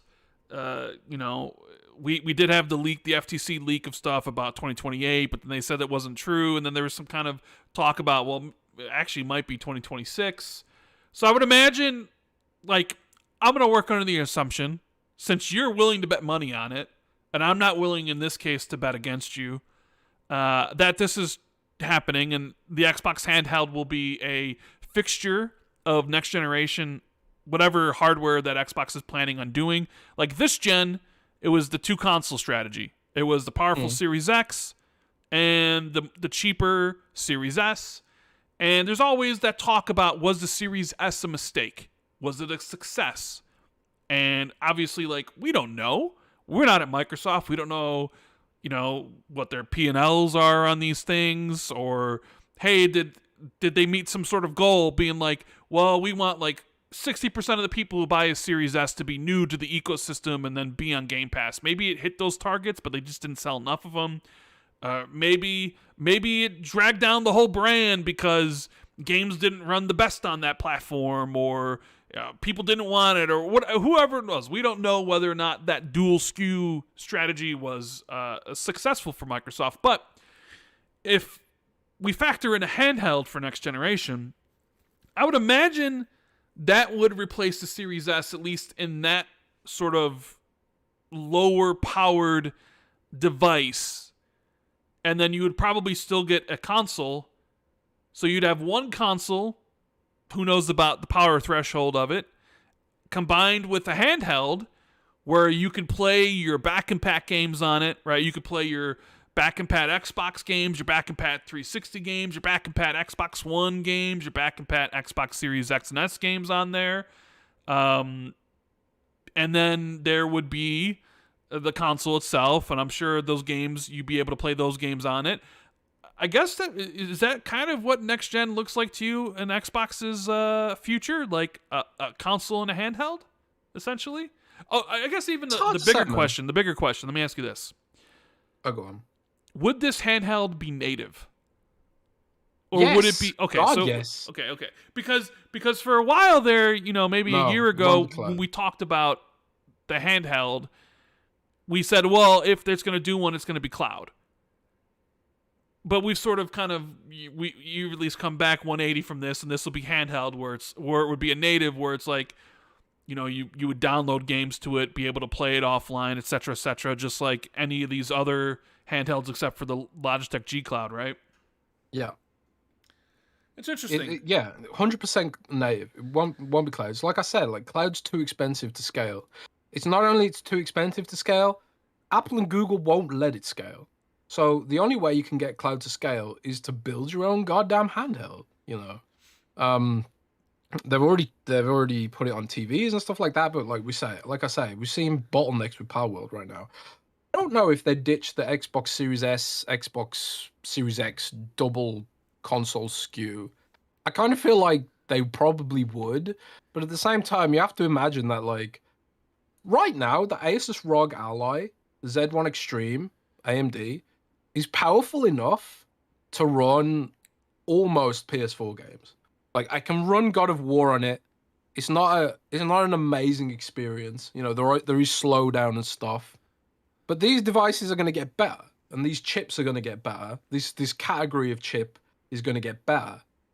So for me, it's just that the Z1 Extreme completely changed the game for these kind of devices. And you know, who knows what other innovations can come out to improve this stuff? Battery innovations and you know, screen innovations make things cheaper. But I think like they've got to consider this if they want to grow their audience. They need to build devices that people can take with them. I can't take my Xbox on vacation with me. Yeah, you can. I can't take it to a hotel. S with that screen, X screen or whatever. Well, that's another thing. They've got to have been looking at what people are doing with the Series S and putting a screen on it and plugging it in and thinking, my God, that just makes sense, doesn't it? And those X screens, they sell really well. They sell really damn well, you know. So, you know, and Microsoft's just, they need to do it. They have to do it. It's not even a case of like I want them to do it. They have to do it. If they want to remain in the game here, they need to do it. Sony needs to do it too. You know, otherwise I think Steam's going to eat their lunch, dude. Interesting. All right. So that's and Nintendo too. Well, I mean, yeah. I mean, I've seen some analysts. You know what's funny? Some of the analysts for about the Switch 2 or Super Nintendo Switch, or whatever the hell they're going to call it, they're like, we're expecting the Switch 2 to come out and sell pretty well, but we don't know if it'll reach the heights of the Switch 2. It's like, oh, you don't know if it'll reach the heights of one of the best-selling consoles of all time? Wow, way to go out on a limb. Way to go out on a limb, analyst. Jesus Christ. Well, how much is the Switch sold? Like 130, 140 million? Something like that. Like, oh yeah, we don't know if it'll reach those numbers. Wow. Oh yeah. Okay. Like, what is it? Like this is it the second best selling system ever? I know like PS2 second to PS2, still, right? So it's like what you brave analyst coming out there and being like, we're not sure it's gonna reach those heights. Yeah, okay. Brave analyst. Brave analysts to come out there and punt on that. You know, it would take some balls to come out and be like, yeah, we actually think the Switch 2 is gonna do better. I mean, I guess you can probably say it wouldn't, just based on the fact that it sounds like it's going to be more expensive at launch, which would price some people out, and supposed to be maybe back compat, which some people would be like, well, I'm fine with my Switch or whatever. But it'll ramp up, man. It'll ramp up. When Grand Theft Auto drops on it, it'll be like, hell yeah. If Grand Theft Auto drops on it. Oh, it will. Of course it will. Probably. What if Grand Theft Auto drops on the Switch 2 first and PC later? What if they just don't go to PC for a bit? I mean, that's possible too. I mean, yeah. The console manufacturers have got to be like, they've got to be so happy about Grand Theft Auto not coming to PC, because that is one game that will absolutely but they got to probably they probably got to be a little upset that it's not coming this year though.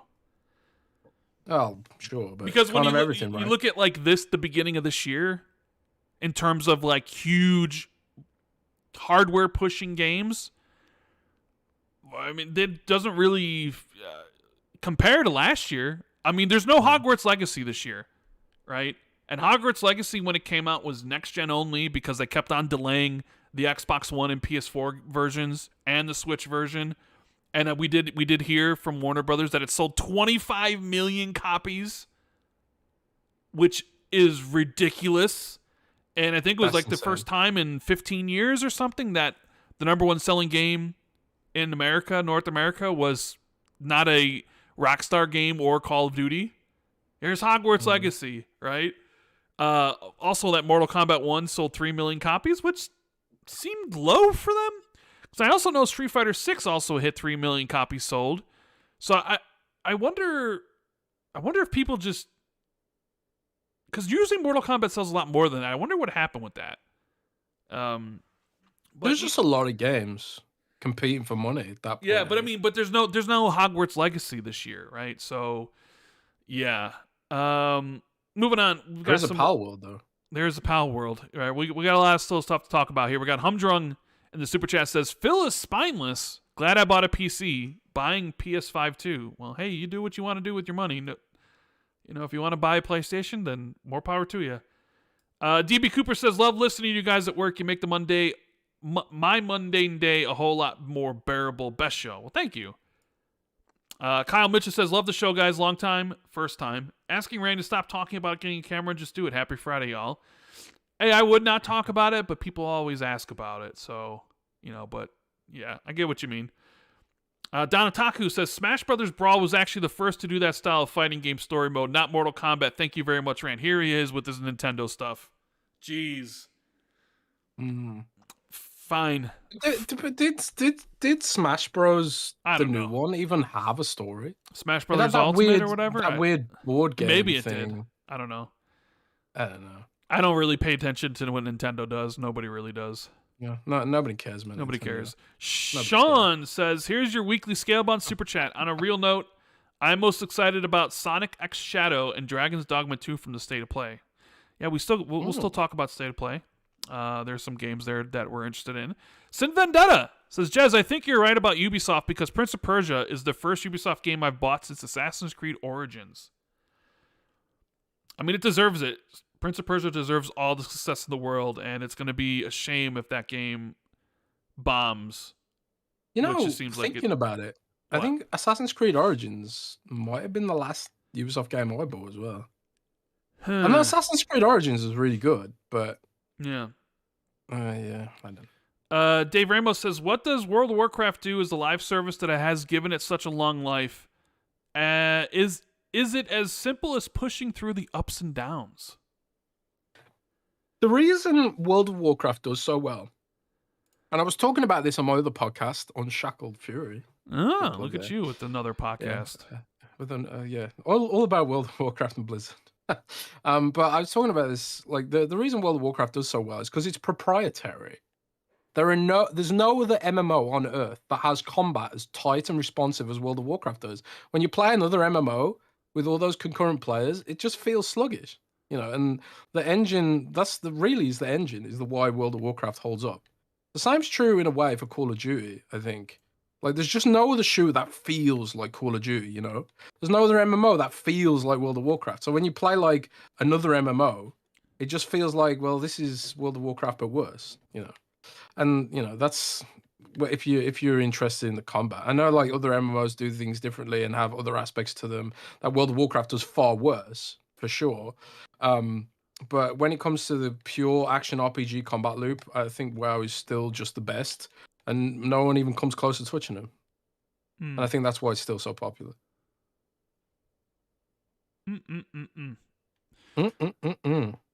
Okay. Oh, Rand, by the way, yes. At the start of the show, you were talking about that horror game with the hotel, right?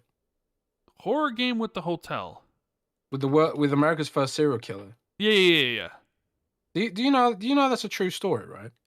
I mean, I kind of assumed it was. The way they presented it in the game, they were doing a documentary about it. And not only that, it was in Chicago. Yes, it was, indeed. Yeah, so H.H. Holmes. H.H. Holmes. Colonized and serial killer active between 1891 and 1894. Maybe he's like your ancestor or something. Maybe that's why you're such a felon, bro. Yeah. Also, since we're on the topic about World of Warcraft, Blizzard has a new boss, Jez. Yes, Blizzard has a new boss, and I can't remember her name off the top of my head. So and she follows you, and you don't even know her name. Yes. Wow. Did you? I don't know her name. I'm terrible with names. I mean, you better find out. You're the Blizzard fanboy, not me. New Blizzard president. New former Call of Duty executive, Johanna Faries. Faries. Don't know how to pronounce that. Apologies intensely to Blizzard's new president. But yeah, Blizzard has a new president. She was former Call of Duty executive. She also worked for the NFL. She's football, right? American football. Mm-hmm. So she has a strong background in management and leadership, I guess, and I suppose gaming too. She put out a tweet saying that she's a Diablo fan, avid Diablo player. So, but I've asked around my Blizzard sources, the ones that survived the layoffs. God, And I think it feels like a lot of people just kind of like don't really know what to expect right now. It doesn't seem like she has a reputation one way or the other in terms of like, you know, when sometimes when companies get new bosses, I get like sources coming to me and they'll say things like, "Oh God, not this person for XYZ reason." But I think like there's some cautious optimism here for those who remain. Although obviously morale's going to be still damaged by the mass layoffs. Of course there would be. So yeah, I don't know what it means yet. We'll just have to wait and see what happens with that. But um, I guess yeah. Yeah, Hopefully it's a good thing. I mean, I think she was part of like some of the esports stuff or something. She was at Call of Duty before. Yeah, the Call of Duty, and I know it was kind of presented like, oh, Blizzard has been trying to do their best to avoid Activision interference, but now the new president of Blizzard's an Activision executive. But I sort of feel like that doesn't really matter at this stage No, because that's totally like that's totally FUD, man. It's like Activision executive structure doesn't exist anymore. Essentially, she'll answer directly to Matt Booty. So I mean, you can say like, yeah, maybe Microsoft will interfere, and you know, if they do, I'll be first to call them out on it. But you know, from what I've been told, you know, they do they want to. I mean, they'll always say things like this, but I've been told things like they want to unleash Blizzard and a lot of the franchises. You know, they talk a lot about StarCraft and how like it's been wasted, and they want to get back to that. And they think Game Pass will be a good vehicle for making things like single player games based on the franchises from Blizzard.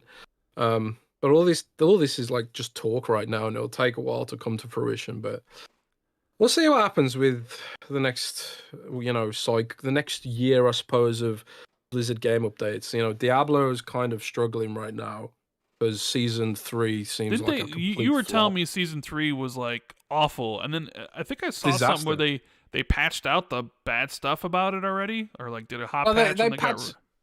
They kind of just patched out all the features. Kind of. So it's like that. Blizzard have done this in the past, where it's like, okay, here's the new season, here's the new features. Everyone hates the new features and the fact that they have to do the new features to participate in the season. So they nerf the new features into the ground and make them basically pointless, which kills the whole point of the season in the first place. So season 3's, I'm not even playing it. I'm just like, I'm done. I'm not touching this one. You know, Jeez. it just seems like it's a complete mess up. It's a complete dud. So like, but again, I've also heard season 4 is the one to watch out for, and now there's like these rumors that the team that made season 2 are the good team, and the team that made season 1 and 3 are the bad team. Oh no. World of Warcraft also has these conspiracy theories where like, okay, this expansion was made by the bad team, and this expansion made, I don't know, but you just gotta look at what the next year looks like. I mean, Overwatch could be doing better. Diablo could definitely be doing better. World of Warcraft's in a really good place, but you know, maybe in the next expansion will be a disaster. You know, we don't know yet. But the Blizzard games are expensive to make. And also the Survivor game was cancelled. We don't know what they're gonna do. And any talk of like a StarCraft or single player games, those are years away. Years away. Especially now they've not only cancelled the Survivor game, but cut the whole team that was working on it. So Right. like if they were gonna make like a StarCraft shooter or something, presumably they need to make another new team for it potentially, wouldn't they? Um, but you know, all you can have is optimism at this point. Yeah. Let's see. We got Tom Legg says, I'm worried that exclusive games on their consoles will lead to fewer Xbox console sales. Fewer sales equals smaller install base. Smaller install base equals more publishers skipping Xbox equals fucked Xbox gamers. I mean, yeah, that is the like worst case scenario, right? More games going over there, and then people not really being excited about Xbox or buying into the ecosystem, and the user base dwindles, and third parties abandon it. So they don't release games on there. So yeah, I mean would be essentially the worst case scenario. Yeah. Connor says no one from Xbox is denying it. Even Phil Spencer, PS5 or Switch gear are not going to give Xbox games. They're not big market. Humdrum says Phil is a liar. Dude is on 4K 120 FPS lying at the Bethesda roundtable. When this inevitably backfiles, I'll be lowing at Phil. being forced to resign. Move on, dude. Move on, dude. All I say, just move on. Dave Ramos says, I'm for smaller single-player games. 5 to 20 hours is enough. Heck, bring back episodic content over live service for me. Yeah. Zachy says, love the show, guys. Rand, please read the Black Prism. I did read the Black Prism. I actually read the entire Lightbringer series recently, Zachy. Really enjoyed it. Really enjoyed it, except for the ending of the whole series was a bit of a downer. Not a downer in the sense that it was sad, but a downer in the sense that he sort of fumbled at the finish line and had like a huge, gigantic Deus Machina happen, which kind of just... Spoilers? What? Spoilers, bro. I mean... You don't know what the Deus Machina is, so what does it matter? I do. No, you don't. Of course I do. What when something comes in at the end and saves the day. Yeah, but you don't know what or how. I mean, there's Deus Machinas in so many things. I'm just saying. Not in Deus Ex anymore. Hell, well, yeah. Cancelled. Embracer laying off 96 people at Eidos Montreal, canceling the new Deus Ex game that they've been working on for 2 years. Jez, when is Xbox going to save these studios from Embracer? Or would it be a bad look? Or would it be a bad look to save those studios if they just laid off 2,000 people? I mean, well, there's that too, But no, Embracer's done. They're written off. I mean, everything that Embracer touches turns to shit.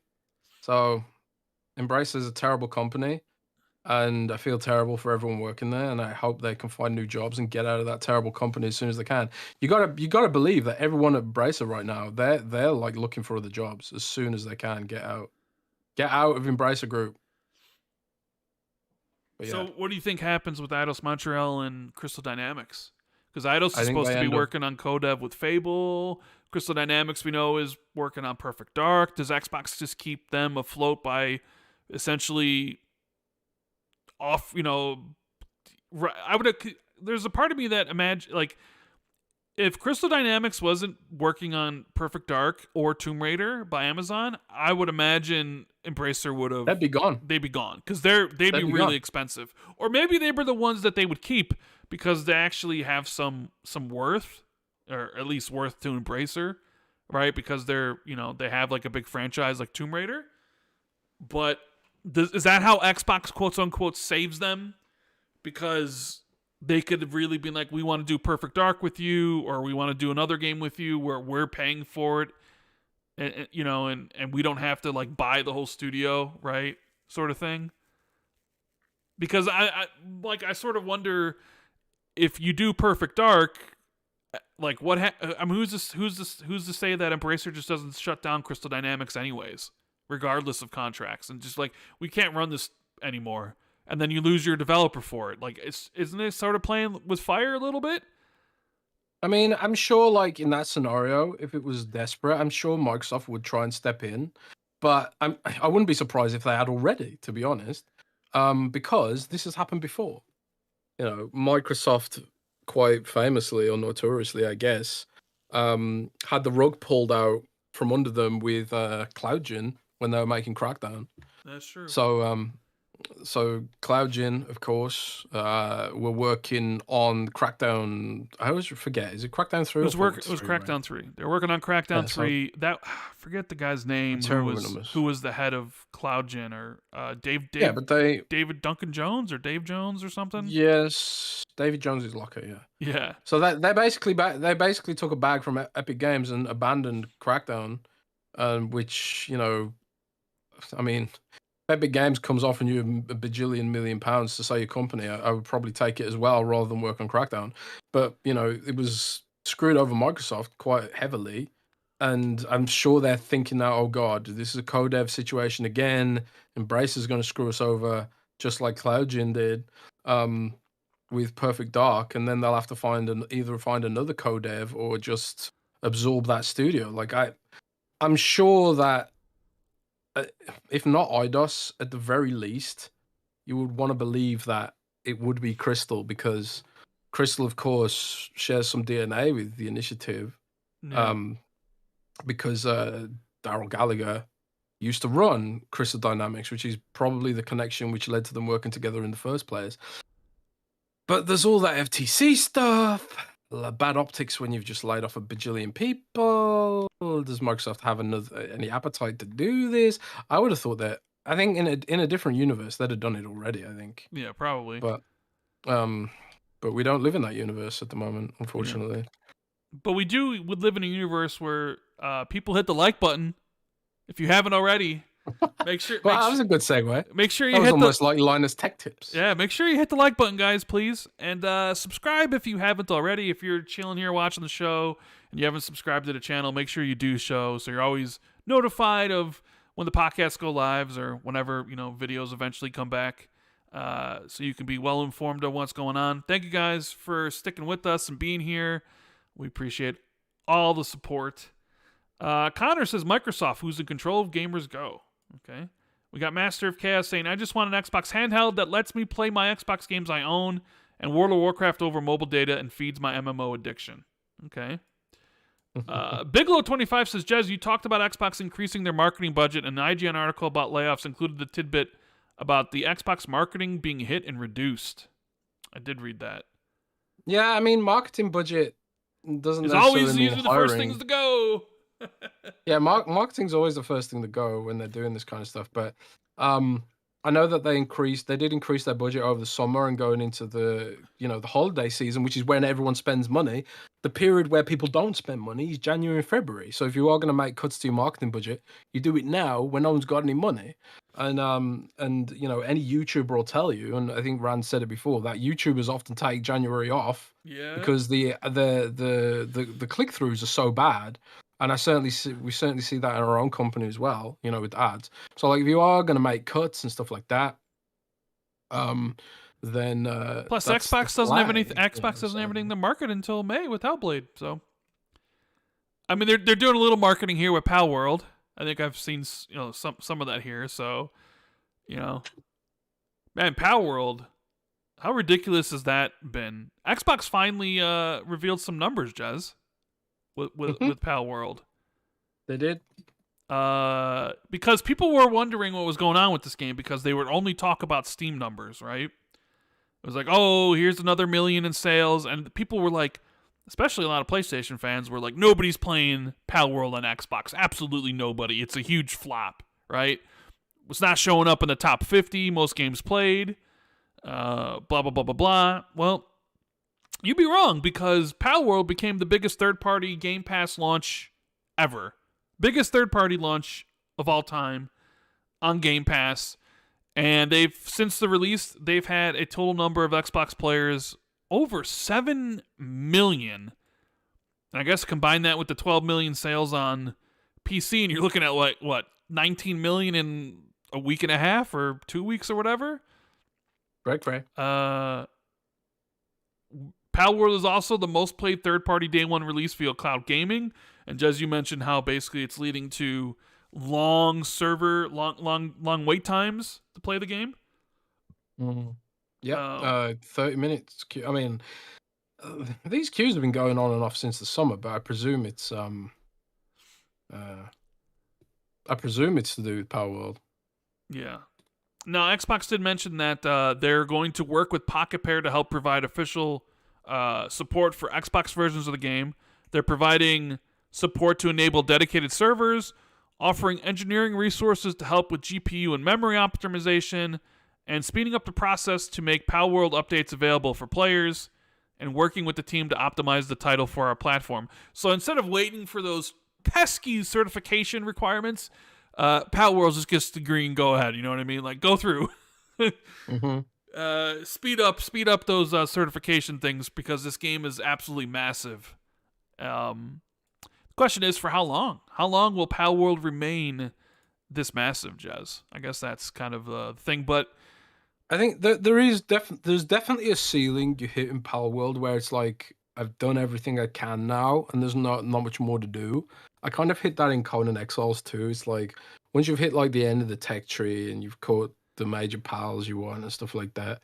I presume the gameplay loop drops off. But dude, I've seen some hilarious things on the Palworld subreddit. The dude like covered the whole map in houses. Like the dude's like, the thread's like, I'm slightly addicted to Palworld, and he's built like castles and villages and cities and towns and stuff. And he's like, bruh, how, how many hours have you put into this game in just a few weeks? You know, but they'll add more content to it. You know, right now, it's weird because you always got to remind yourself this game's in early access, and it's not even like we're not even at a point where they're talking about adding content to it because the game's still so buggy and weird, you know, and glitchy on Xbox as well. It's like a couple of patches behind on Xbox, and like you said, Xbox is supporting them, dedicated servers and all that kind of stuff. But they'll do it, man. I'm really looking forward to coming back to the game like in the future when they add dedicated servers on Xbox and seeing what they've added to it. Because the sky's the limit, really. I mean, they could just add more dungeons and more Pokemon. They could add a story to it. There's like human NPCs in there. God knows, the sky really is the limit with that game. I'm sure Nintendo are kicking themselves, Rand. I'm sure Nintendo are kicking themselves, like, because people were memeing the idea of a Pokemon MMO for years, maybe even for decades. Like back playing World of Warcraft back in the day, wouldn't a Pokemon MMO be great? I'm not saying that Palworld's an MMO, but it's like it's got that, you know, giant multiplayer sort of aspect to it. And where's Nintendo? Nowhere to be seen. Nowhere to be seen. And people get mad if you blame Nintendo instead of Game Freak. People really get mad about that. They're like, "Oh, don't blame Nintendo." Yeah, blame Game Taco Freak. gets really upset with that. Yeah, and it's like, dude, 30%. They own 30%. It's their investment. So you're telling me they got no control over their investment? Hell yeah, it's Nintendo shares the blame for how Pokemon's being. They definitely do. You know. But anyway, I digress. Yeah, Palworld's awesome. Play it. And in fact, Rand, one more thing. Okay. I'm going to do a giveaway on the Xbox 2 Discord for a copy of Palworld on Xbox and Xbox Play Anywhere, so PC and Xbox. So if you want to join, why don't you drop the link for the in chat? Drop the Discord link so people can join the server if they haven't already. It's just well, I'm not looking at the chat at the minute, but it's discord.gg/XB2. There's no crazy link anymore. We've got an official link /XB2. Yeah, so discord.gg/XB2 number 2, and we'll put up a giveaway for Palworld in the near future. So if you don't have Game Pass and you want to try it out and you're morbidly curious, then maybe you can win a copy. I'm going to do more regular giveaways on Discord as well, so come and check us out. Right. Let's see what else. We got NC saying they poured Hi-Fi Rush. I bet Redfall stays exclusive. I mean, nobody wants Redfall. Even Xbox gamers didn't want Redfall. I kind of want them to port Redfall just for the memes. Right? Yeah. Meat Puppet says, as much as we would like to see Xbox Handheld, Jez is using too much common sense and not logic. It most likely won't happen. Yeah, we'll see. We'll see, bro. I bet money on it, bro.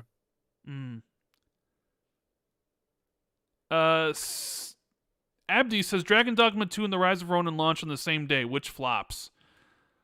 That's a good. Dragon's Dogma is not gonna flop. Yeah, Dragon's Dogma is also everywhere, so no. Maybe it doesn't do as well on PlayStation because of Rise of the Ronin, but I would imagine if any of them would be Rise of the Ronin simply because it's only in one place. Who's making Rise of the Ronin? Team Ninja. I would delay that shit so hard. Yeah, I would not go up against Dragon's Dogma, man. Dragon's Dogma's. Dragon Dogma my pick for Game of the Year already. Yeah. So. Achievement says Xbox was selling well until 2022. I think that year's drought did irreversible damage to the gen. Let's start fresh with the compatible handheld. Yeah, delaying Redfall and Starfield was definitely kind of like, what the F, and they had nothing to replace it with, and PlayStation that was the year where PlayStation finally was able to have a whole bunch of stock, and Xbox had nothing, and the Series X wasn't available, so... It was a bad year for Xbox. Very, very bad year. Joaquin... But they do... Sorry, go on. He says, you guys prefer meatballs in your spaghetti and meatballs or meat sauce? I'm going to shock you right now. Okay. I've never had spaghetti and meatballs in my life. You never had? That's weird. Yeah. I don't know if it's just not much of a British thing. We have spaghetti with meat sauce. You know, spaghetti. We call it spaghetti bolognese, or it's not really spaghetti bolognese.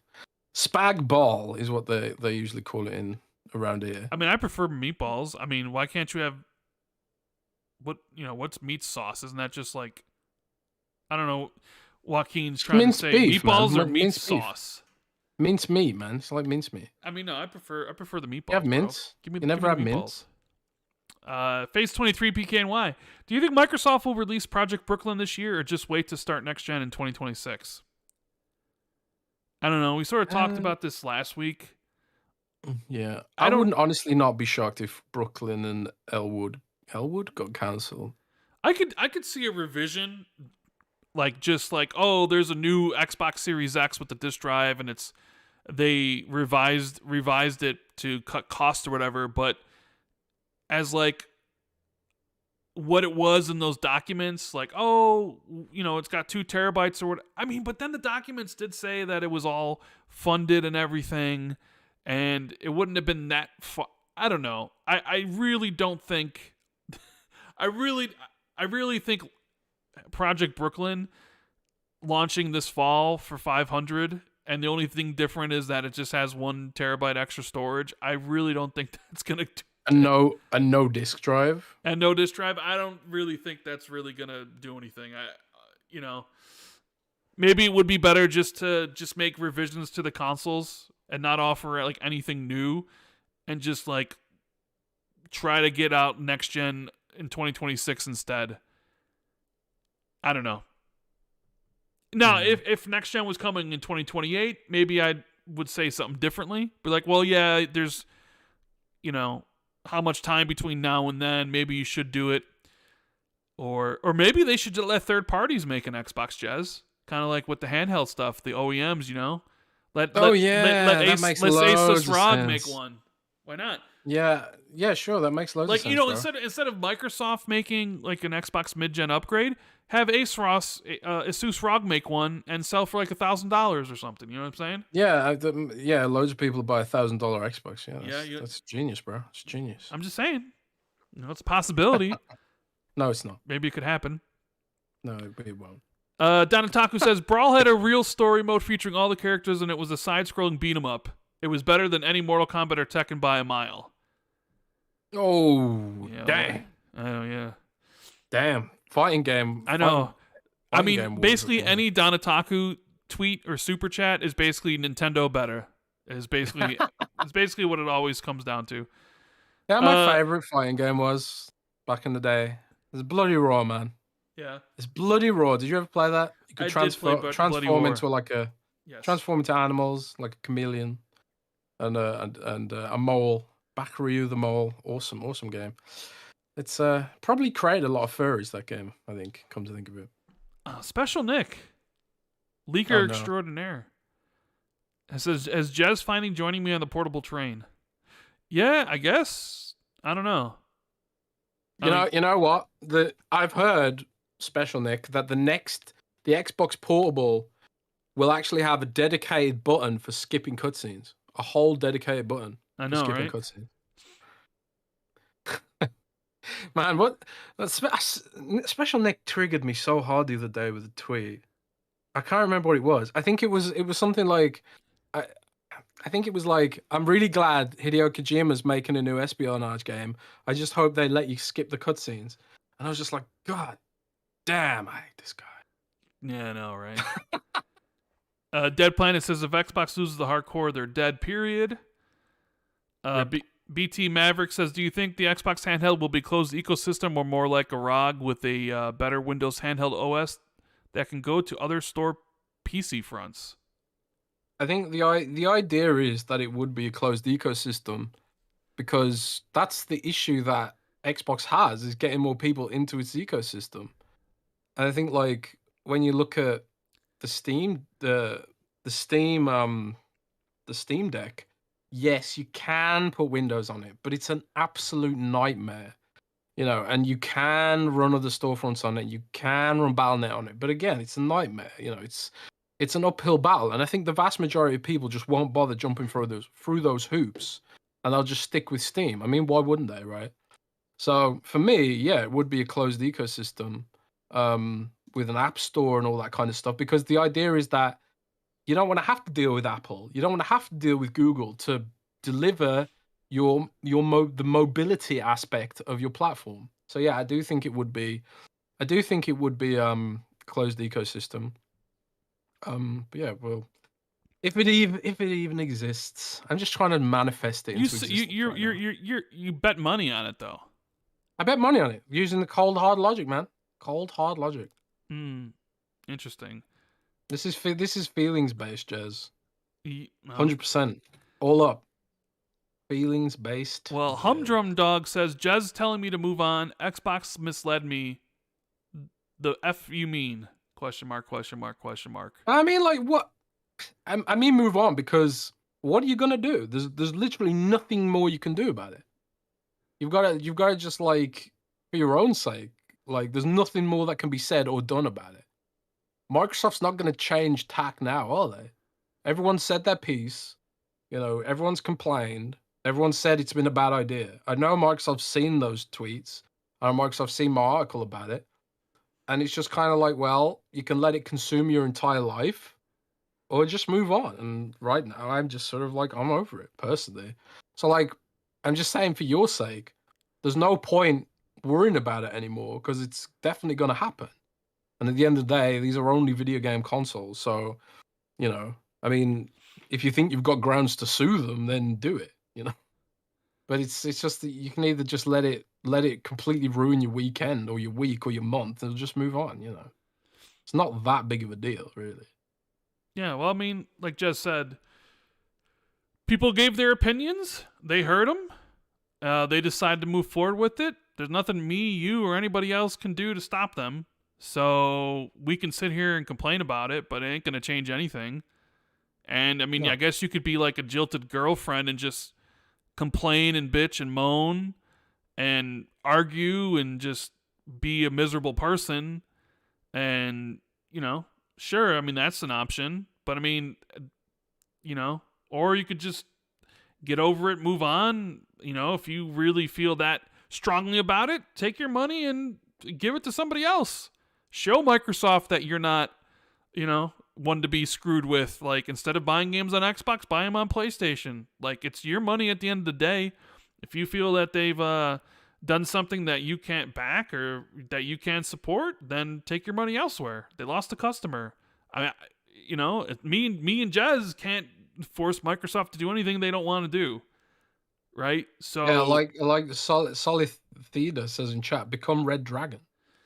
You know, Red Dragon, this Twitter dude, has been like angry at Microsoft since God knows when, for whatever reason, and he's made it his entire life story to complain about Xbox every day for years, thousands of tweets.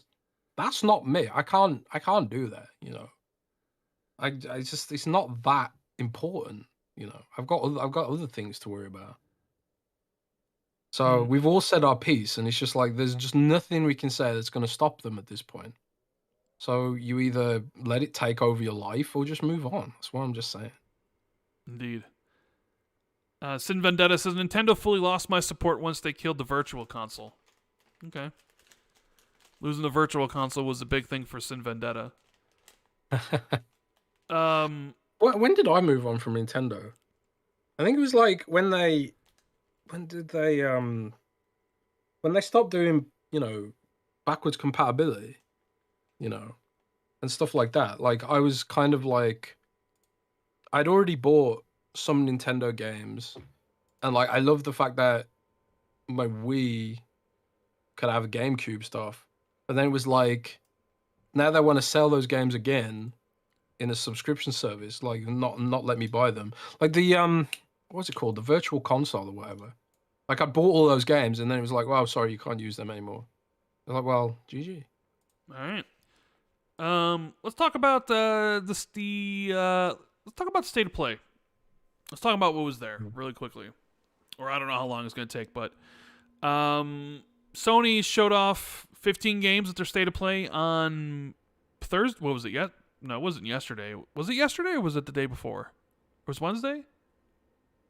Yeah, it was Wednesday because it was the 31st. It was the 31st. So it was on Wednesday. I will say, like, the presentation felt more like a showcase than a regular State of Play. I don't know if anybody else felt the same watching that, because State of Play is usually shorter, and it's usually just a disembodied woman's voice, right? And they go from trailer to trailer. Yeah, just a voice. Make it sound like a ghost or something. No, well, I mean, it's just a woman's voice who will introduce the game, and then they'll move on. This one actually, was presented first by Herman Holst. He presented it. There was also another lady who I think was head of their third-party relations or whatever. She showed up a couple times, and then Herman Holst was at the end, talking to Kojima. This actually felt more akin to a showcase than a State of Play. Now, there's been some reactions for PlayStation fans. Some of them love them. Some of them didn't like it. We still didn't really get like a firm roadmap of future PlayStation games, but I'm not sure we were going to get one here anyways. But anyways, what they showed off was Helldivers 2, which comes out on February 8th, so like 6 days from now. I'm not really interested in this game whatsoever. I'm actually quite interested in Helldivers. You're interested in Helldivers? Okay. I played the original, quite enjoyed it. And, I didn't play the original. IGN wrote quite a positive preview of it recently. They got to check it out, and they were saying it's very good. So I think Helldivers could be something of a. I think it could find an audience. Like they said the humor was really on point. I think it could find an audience like Deep Rock Galactic did. So yeah, and it's launching day one on PC. Indeed, so day one on PC. Dave the Diver is coming to PlayStation in April, and it's getting some sort of Godzilla theme thing. I know this was indie. Was this the indie game of the year? But was it really indie because it was like funded by a huge corporation, right? That was kind of the whole thing about it. So Dave the Diver coming to PlayStation. Sonic Generations remaster, but they're calling it Sonic X Shadow Generations. You don't say the X. Oh, you don't say the X. You don't say the X. So it's what, Sonic and Shadows? Is that what it is? No, it's just Sonic Shadow Generation. Right. Sonic Generations was actually a good game, I thought. I never played it. Yeah, I thought Sonic Generations was a good game. Now, 3D Sonic bad. Perhaps one of my most anticipated game, maybe the best game I saw here, was Judas by Ghost Story Games, Ghost Story Studio, Ken Levine. This is his first game since BioShock Infinite in 2013. It's a narrative first-person shooter called Judas. Sci-fi story, which, you know me, I love my sci-fi. It looks kind of crazy, although I did find it odd that basically he left Irrational Studios back in 2013. They had to shut down, and he formed a new studio basically only to then go and create BioShock in space. Right? Yeah, I did see some people talking about that. Like, if you're someone who laid off from Irrational, you're probably, not super happy about the situation. But maybe, I don't know, maybe it was for the best. I don't know what the hell happened with all that stuff. But that looked absolutely fantastic. I mean, it looks Obviously, the BioShock games are amazing. Dude, there hasn't been a BioShock game since 2013. Look at the description. It says, aboard the Mayflower, a spacefaring city whose citizens are trained to tear each other apart for even the most minor infractions, and where machines control every aspect of business, art, and government, you, as Judas, are the driver of every event in a mysterious story with a new cast of characters to get to know and to change in a world where every decision you make affects how the story unfolds. I mean, sign me up. Sign me up. It sounds amazing. Don't know when it's coming. 1 and 2, incredible. Not this year, probably. Probably 2024, 2025 at the earliest. But is it confirmed for Xbox? Yes, it is. It is coming to Xbox, PC, and PS5. Awesome. Whenever it does I think release. It's been announced already, right? It's not. Yes. It was announced at the Game Awards a couple years ago. Okay, cool. Well, yeah, look fantastic, and I'm gonna be there day one. Can't wait for that. Cannot wait for that. Then we got a Metro game, but in VR called Metro Awakening, which is like, ugh. Yeah. But thank God, because apparently it came out that they're still working on the next actual real Metro. That's what we want to hear. No actual real Metro. Give yes. me the new actual real Metro, please. And this Metro Awakening game isn't exclusive to PSVR 2. It is also coming to like, MetaQuest and stuff like that. So people actually play it, because nobody owns a PSVR 2. Is it coming to the Apple Vision Pro? I don't know, bro. How many people own an Apple Vision Pro? Is that finally releasing soon? It's out now. Are you going to get it? $4,000 after taxes or whatever it would be? $3,500. Yeah. I don't know. No, I will definitely not be buying that piece of shit.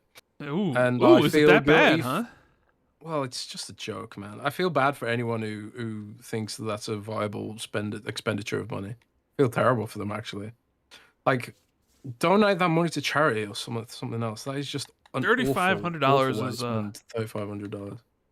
Yeah, that is an expensive piece of that should be abandoned in like 5 minutes too. It's just ridiculous. Dude, what if it becomes like the next big thing?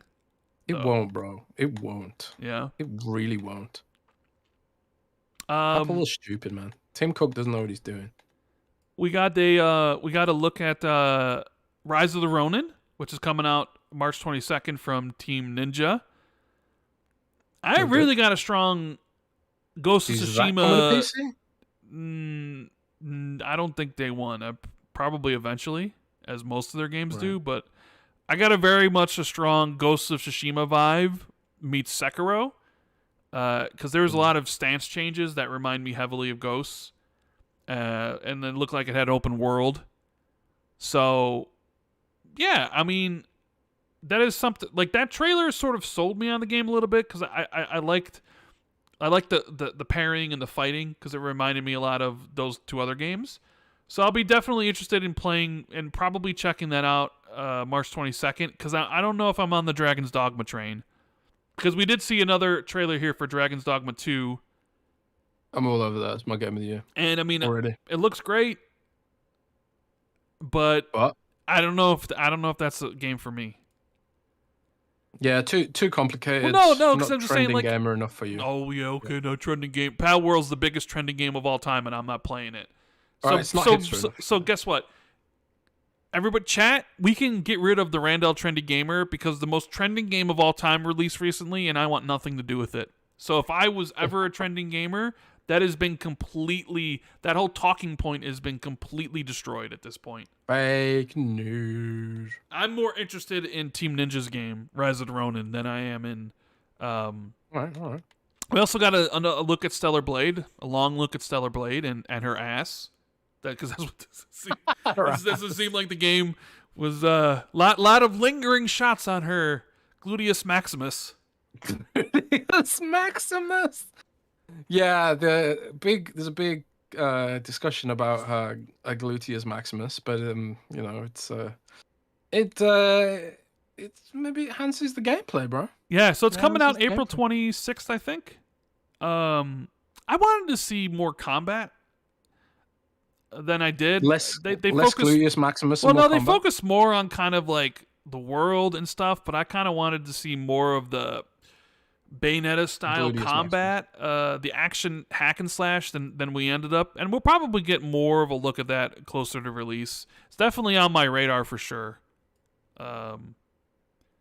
What else do we get here? We had. I'll wait. I'll play it on the PlayStation Handheld when it comes out. Okay. We got the Until Dawn remaster remake announcement, which apparently I don't know. Did this game really need a remaster? I did see the people are saying like the reason they're doing this is because I guess there's a movie coming or something. Until Dawn?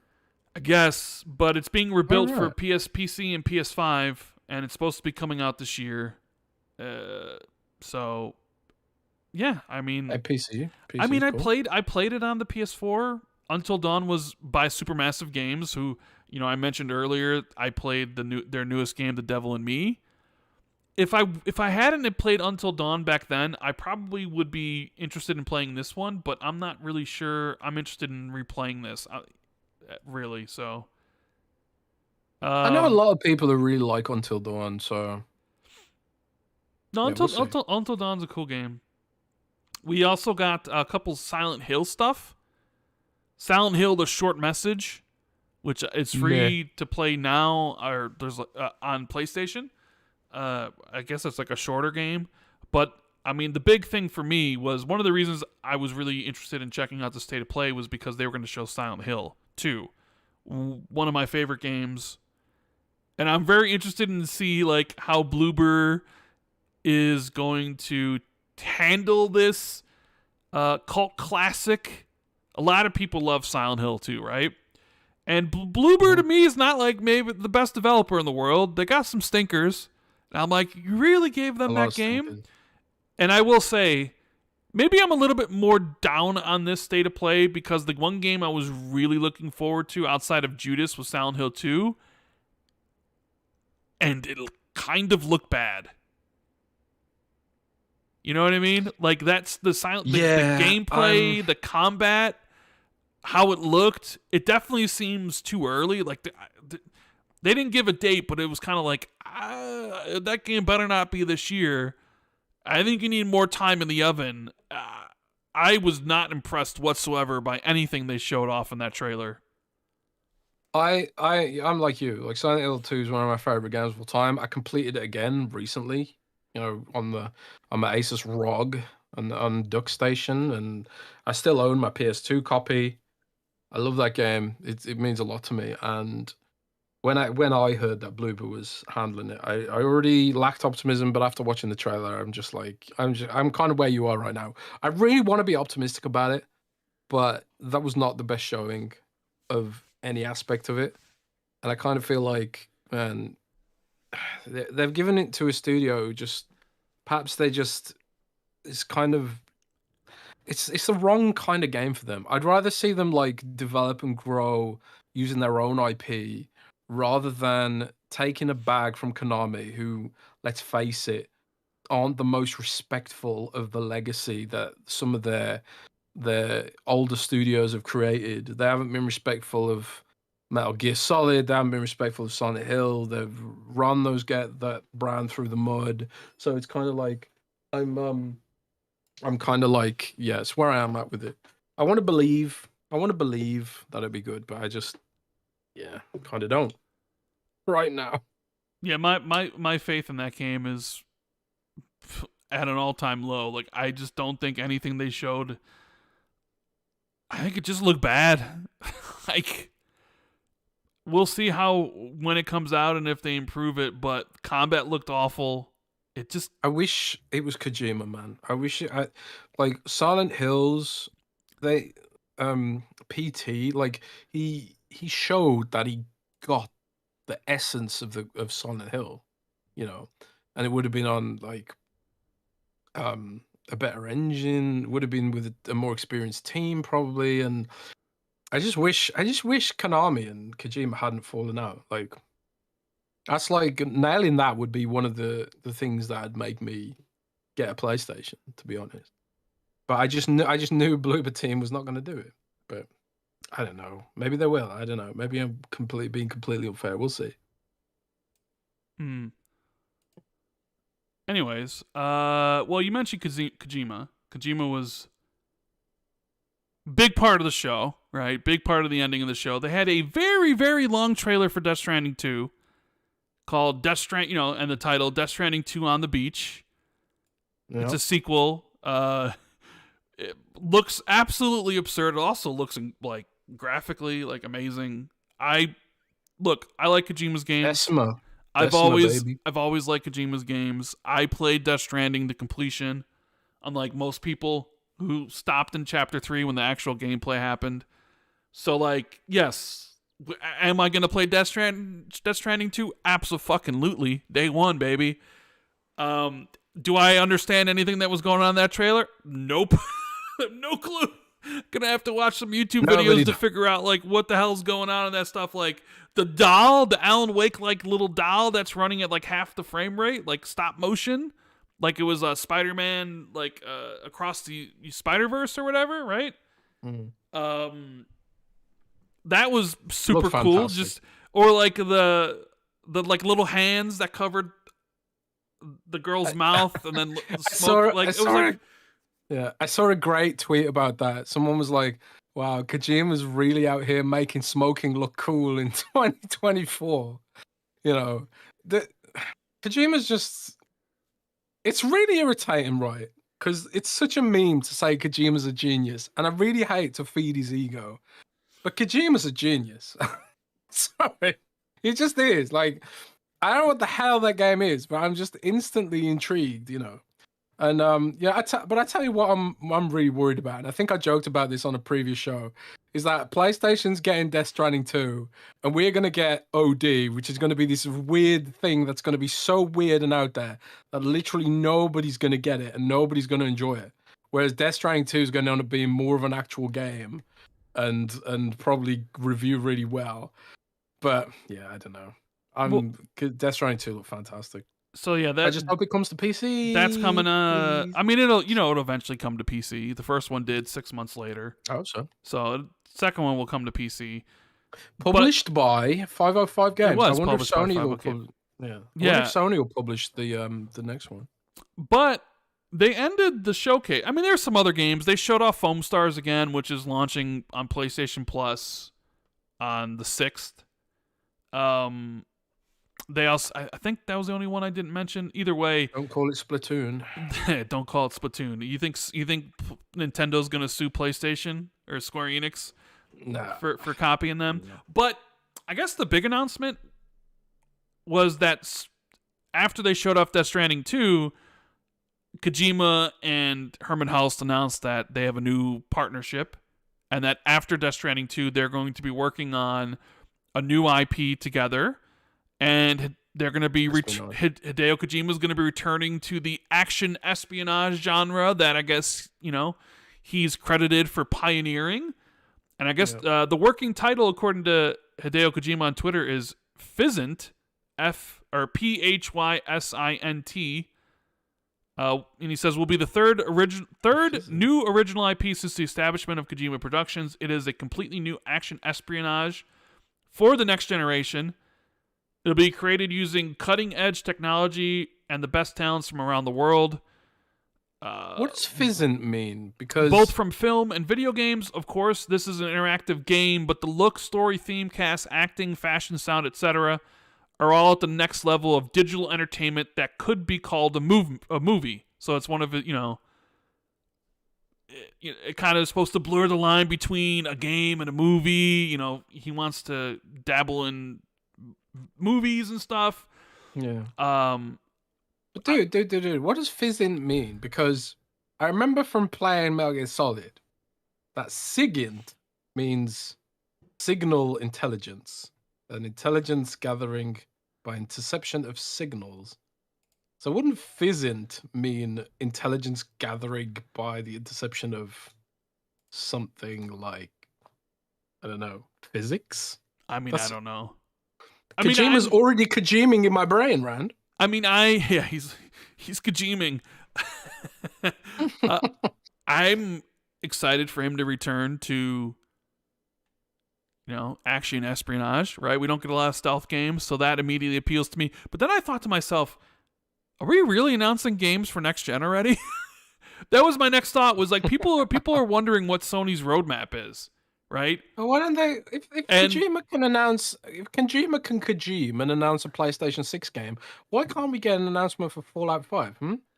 I mean, that is true, because when you look at like the timeline for this, if he's not starting it until after Death Stranding 2 comes out, which you can say, is Death Stranding 2 still over a year? Like, is that a fall 2025 game?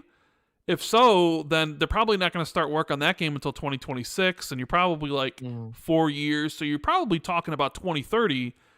And it's like, did Sony just announce a game for 2030 at their state of play? Like, I get the idea of like Hideo Kojima, they want to be in that business with him, right? And it's like, and it is a big thing that they have is like next game or whatever. But it's like, is this where we're at, where we're announcing things, essentially 6 years away now? Because people are like, we need the roadmap for PlayStation games. And okay, yeah, we know what's coming February, March, and April, but we don't know what's coming at the end of this year. and maybe it's Concord, or maybe it's not. It's like, okay, we got Death Stranding 2 coming in 2025 and Wolverine coming in 2026 according to the leaks. Is that like all? And it's like, all right, we'll go ahead and announce this game 6 years in advance, I guess like that's like, hey, that's to get excitement. Maybe that's, they're worried about that. Maybe he would sign a deal with Xbox for his next game, because you would figure the only people that are going to give Kojima a blank check to make the game that he wants to make in this climate that's going on where everybody's getting laid off is one of the platform holders, right? Is Nintendo, Xbox, or PlayStation. So maybe they were like, oh, we need to sign this. We need to make this a big thing, even though that is only 6 years from now. But yeah, it was just like, man, next gen already. We're not some games. But then again, like Blade. Blade could have been a next gen announcement too, for all we know, considering I think Jeff Grubb said that game's targeting 2027, and there's rumors Xbox might be launching a new Xbox in 2026, and we don't even know when Everwild or State of Decay 3 are coming out, or Perfect Dark. Maybe those announcing a game 6 years out in advance is always going to be looked at with skepticism, right? Sus. So, hell, Bethesda announced gonna be sus, Elder Scrolls man. 6 in 2018, and it seems like that's going to take 10 years from announcement to release, right?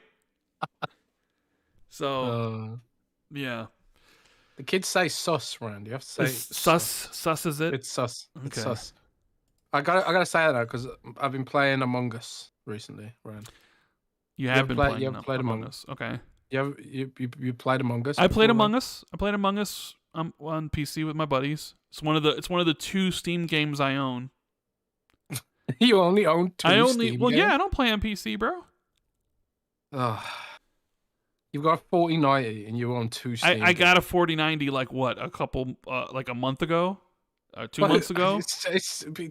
Dude, there's no excuse, bro. I don't care, bro. There's no excuse. I had more than that in high school, man. I wasn't lying. I wasn't lying when I said that I ain't gonna be using this PC for gaming. You got 4090 to render. I don't care.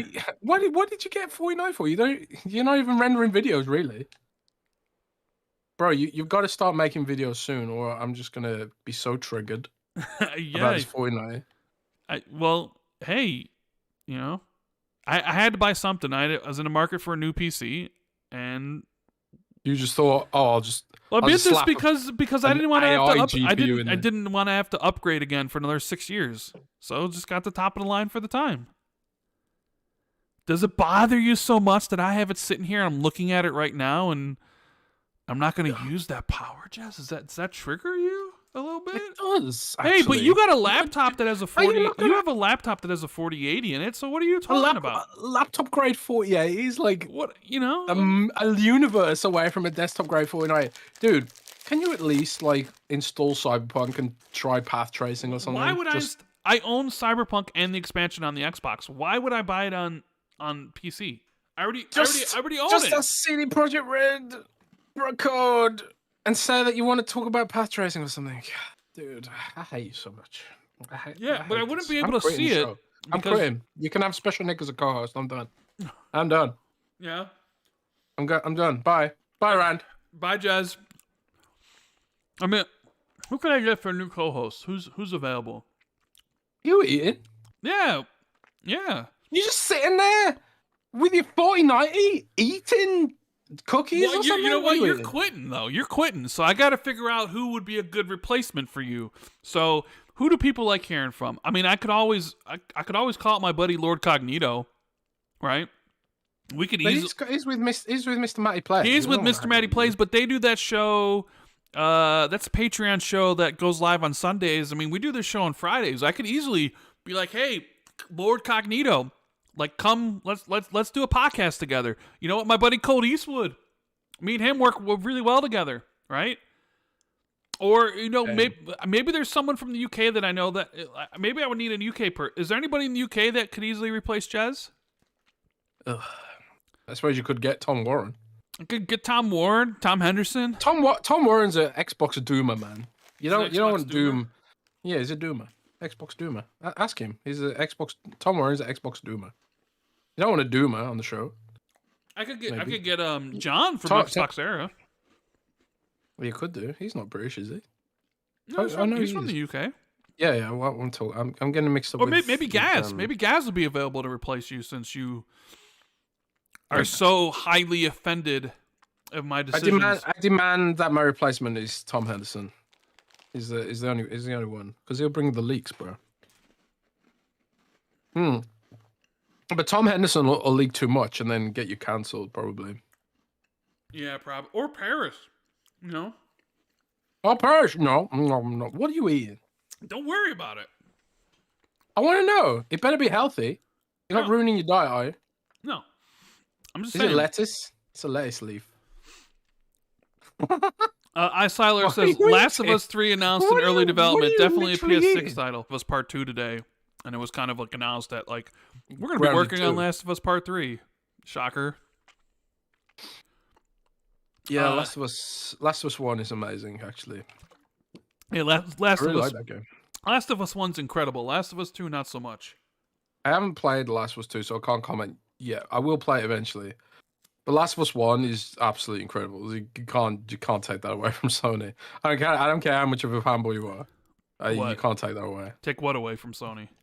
That's Last of Us 1 is incredible. It is. Last of Us 1 is amazing. Last of Us 2, not so much. Yep, haven't played. Donataku says, pick me, Rand. We can call it the Xbox Nintendo's. I don't want to talk about Nintendo in a podcast, though. Come on, Don.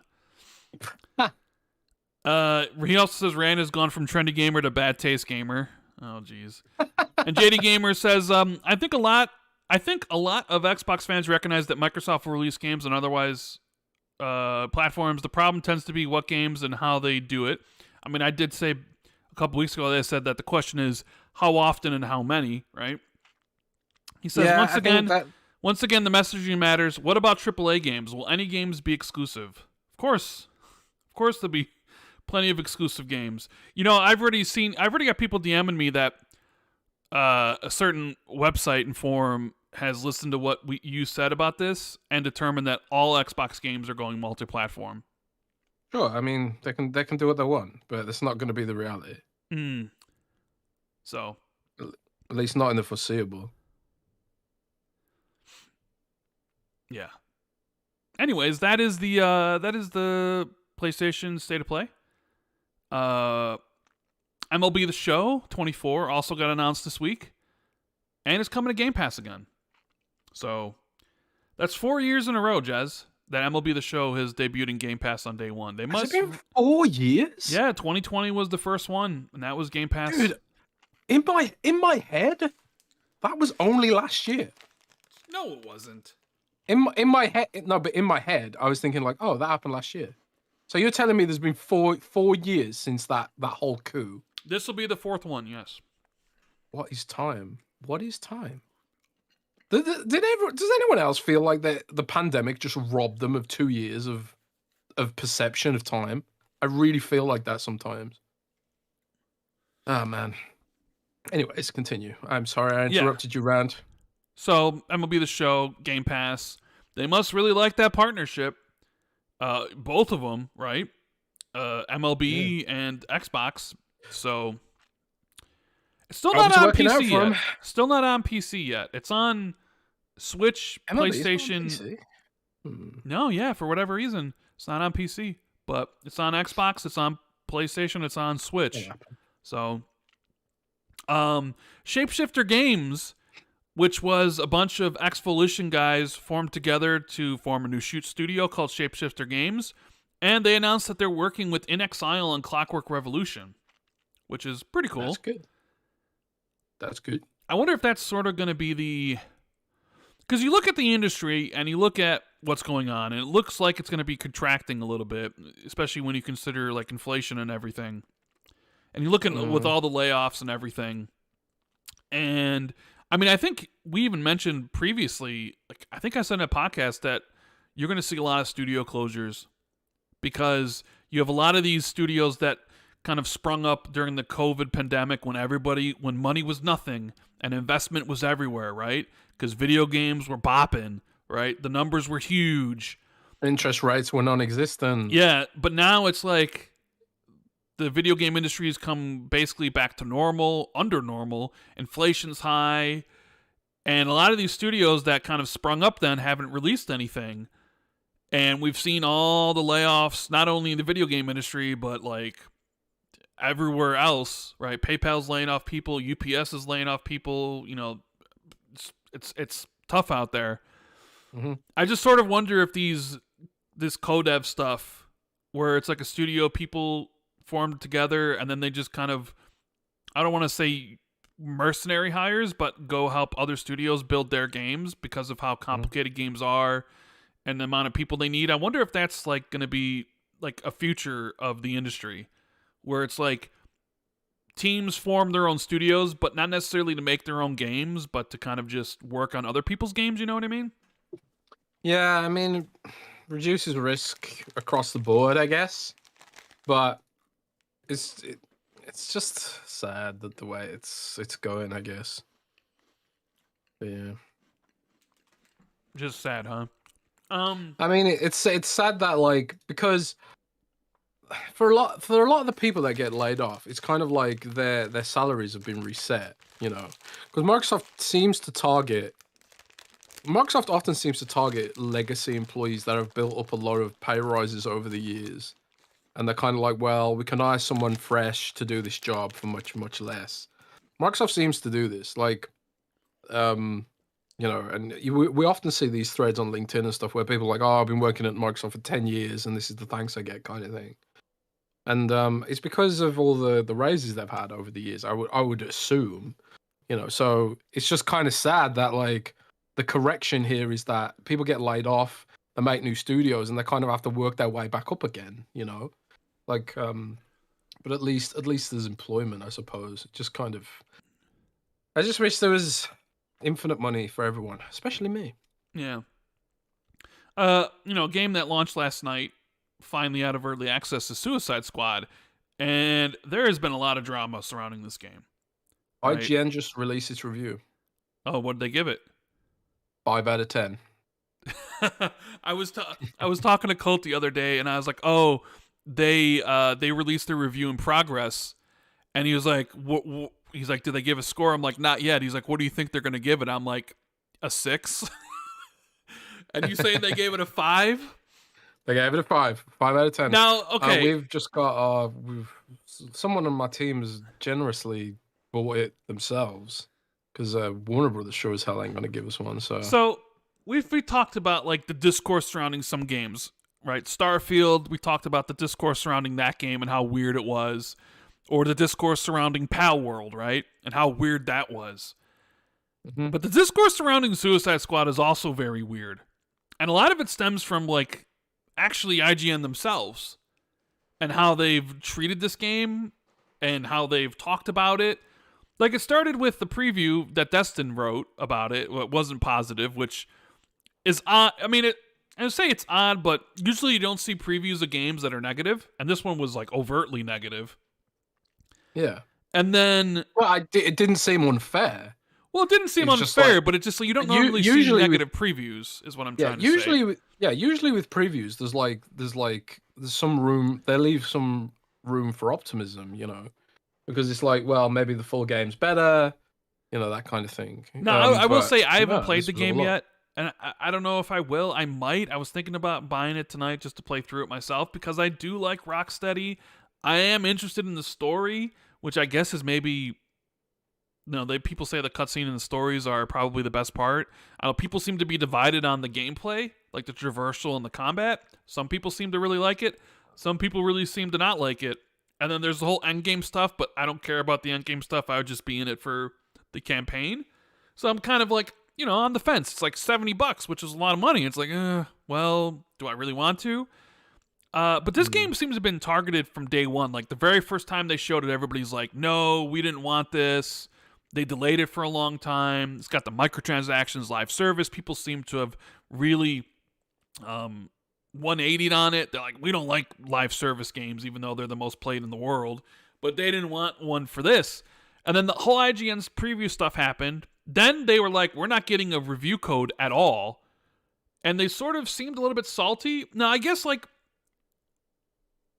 Yeah, I know they would get a lot of questions like, "Hey, where's your review?" And you're gonna want, well, just to put it out there, we're not getting one, right?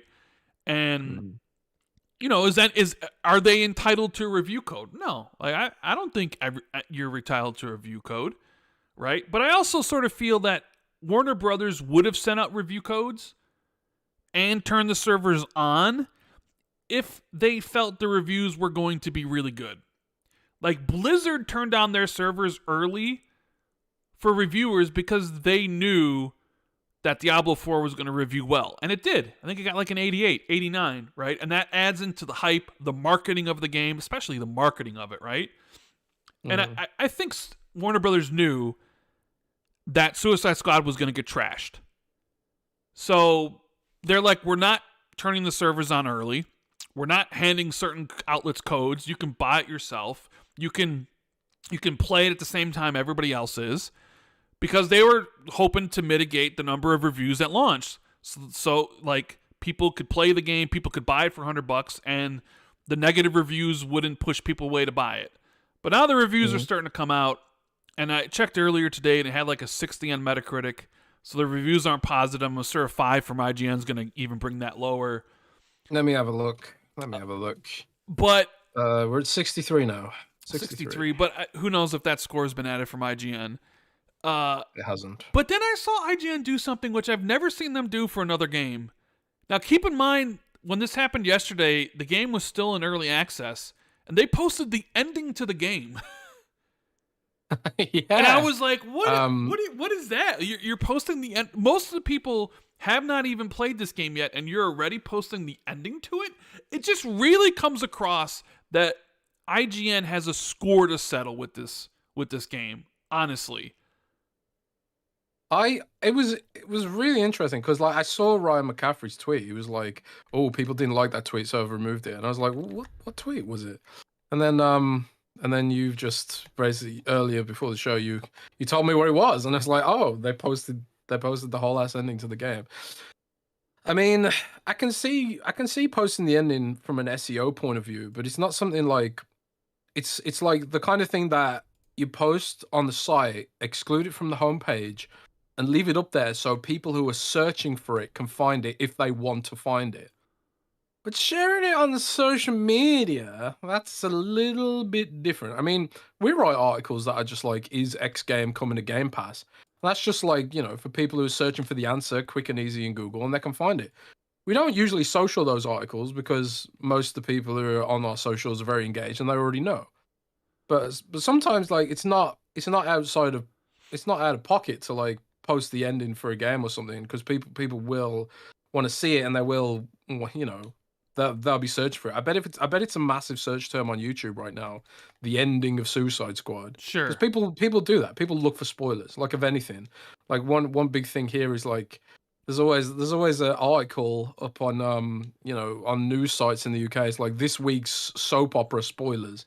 I don't know why people like spoilers, but some people do. But yeah, so putting it on social media feels almost vindictive, I want to say. Well, there was even the post about like the deal, like, Suicide Squad's 30% off before launch or whatever, which was just a regular deal.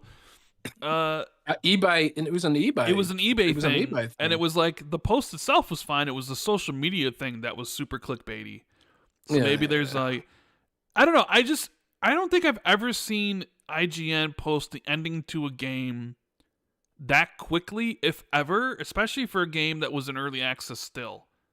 Now maybe I'm sure it's happened, but like I suppose I think it just comes across as weird because, like you say, they do seem like they do seem unhappy with Warner Brothers at the moment.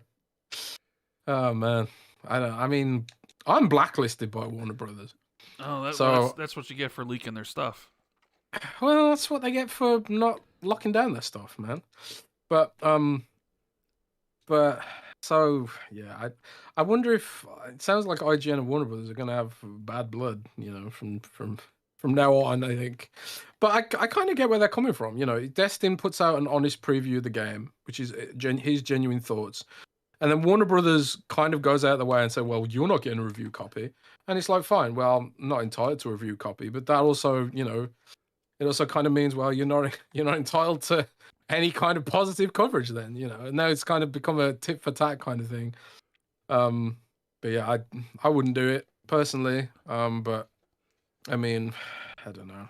It's all fun and games in the games media biz. Well, I saw a post that was basically like, nature is healing, and it was a screenshot of Persona 3 Reloaded that had like 30,000 players on Steam, and Like a Dragon Infinite Wealth that had like 30,000, and it was like Suicide Squad with like 4,000.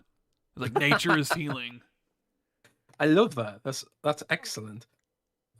Anything that's I'll probably end up getting Suicide Squad, and we'll talk about what I think about it next week. You're a big DC guy, right? So I kind of yeah. So I was wondering if you'd be able to resist. No, I was. You even like Arkham Knight, which I do. I love the Arkham trilogy. I wasn't gonna pay $100 for it. I absolutely was not. I was like, and even still, $70 is like, dude, what? You're a guy who buys a 4090 for fun. You can afford Suicide Squad one time for one use that I'm gonna, so I don't need to buy anything for another 6 years. Dude, stop being so salty about it, bro. You got your laptop. Yeah, okay. We also have Xbox basically announcing their biggest quarter ever in the history of the company. Yes, we did. We saw their biggest ever quarter, and we all know what that is. Yeah. Drum roll, please. Because drum roll. Activision was finally. Hang on a sec. Okay. Oh, there it is. Because Activision was finally added to the quarterly results from last year's October, November, and December. And gaming revenue was up 49% year over year, driven by the impact of the Activision Blizzard acquisition. And I think the total revenue for Xbox was like $7.1 billion, which is, woo. Xbox content and services revenue was up 61% year over year, which also is kind of like, damn. But Xbox hardware revenue was only up 3%, even though the Xbox Series X was more available, and they were selling it for $399, and in some instances in December, $350. So only being up 3% is kind of like, ugh, yeah. It's kind of like, well, Microsoft's telling you don't need an Xbox, and people are like, yeah, I guess we don't, right? So there's the thing is, not just Microsoft saying that though; it's game devs saying that because they keep putting their games on Xbox One. So yeah, this obviously this came after large layoffs, 1,900 people at Activision Blizzard, and also I thought it was interesting that they actually had a loss. When you look at like what Activision brought in for the quarter with $2.1 billion, and take away the integration costs and some of the other things, that Activision Blizzard actually had like an operating loss of like $440 million. Damn. But yeah, so I mean, this is kind of like the new normal for Xbox. Obviously, next quarter is not going to be as high because it's going to be January, February, March, and the numbers are going to go down. And Microsoft is forecasting that stuff will go down regardless. But yeah, anything surprising here for you, Jez, or was this kind of just to be expected?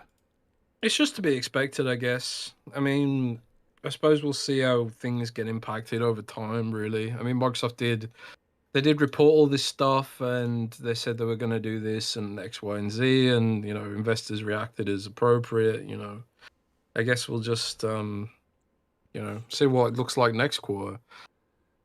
But yeah, I suppose it is a little bit disappointing that hardware didn't move more, but I do think, like, Microsoft still, I think I think a lot of people, maybe Microsoft themselves, have pinned hope on this idea that Starfield would be the game that maybe vacuums up the zeitgeist and gets people on board, but clearly it hasn't been.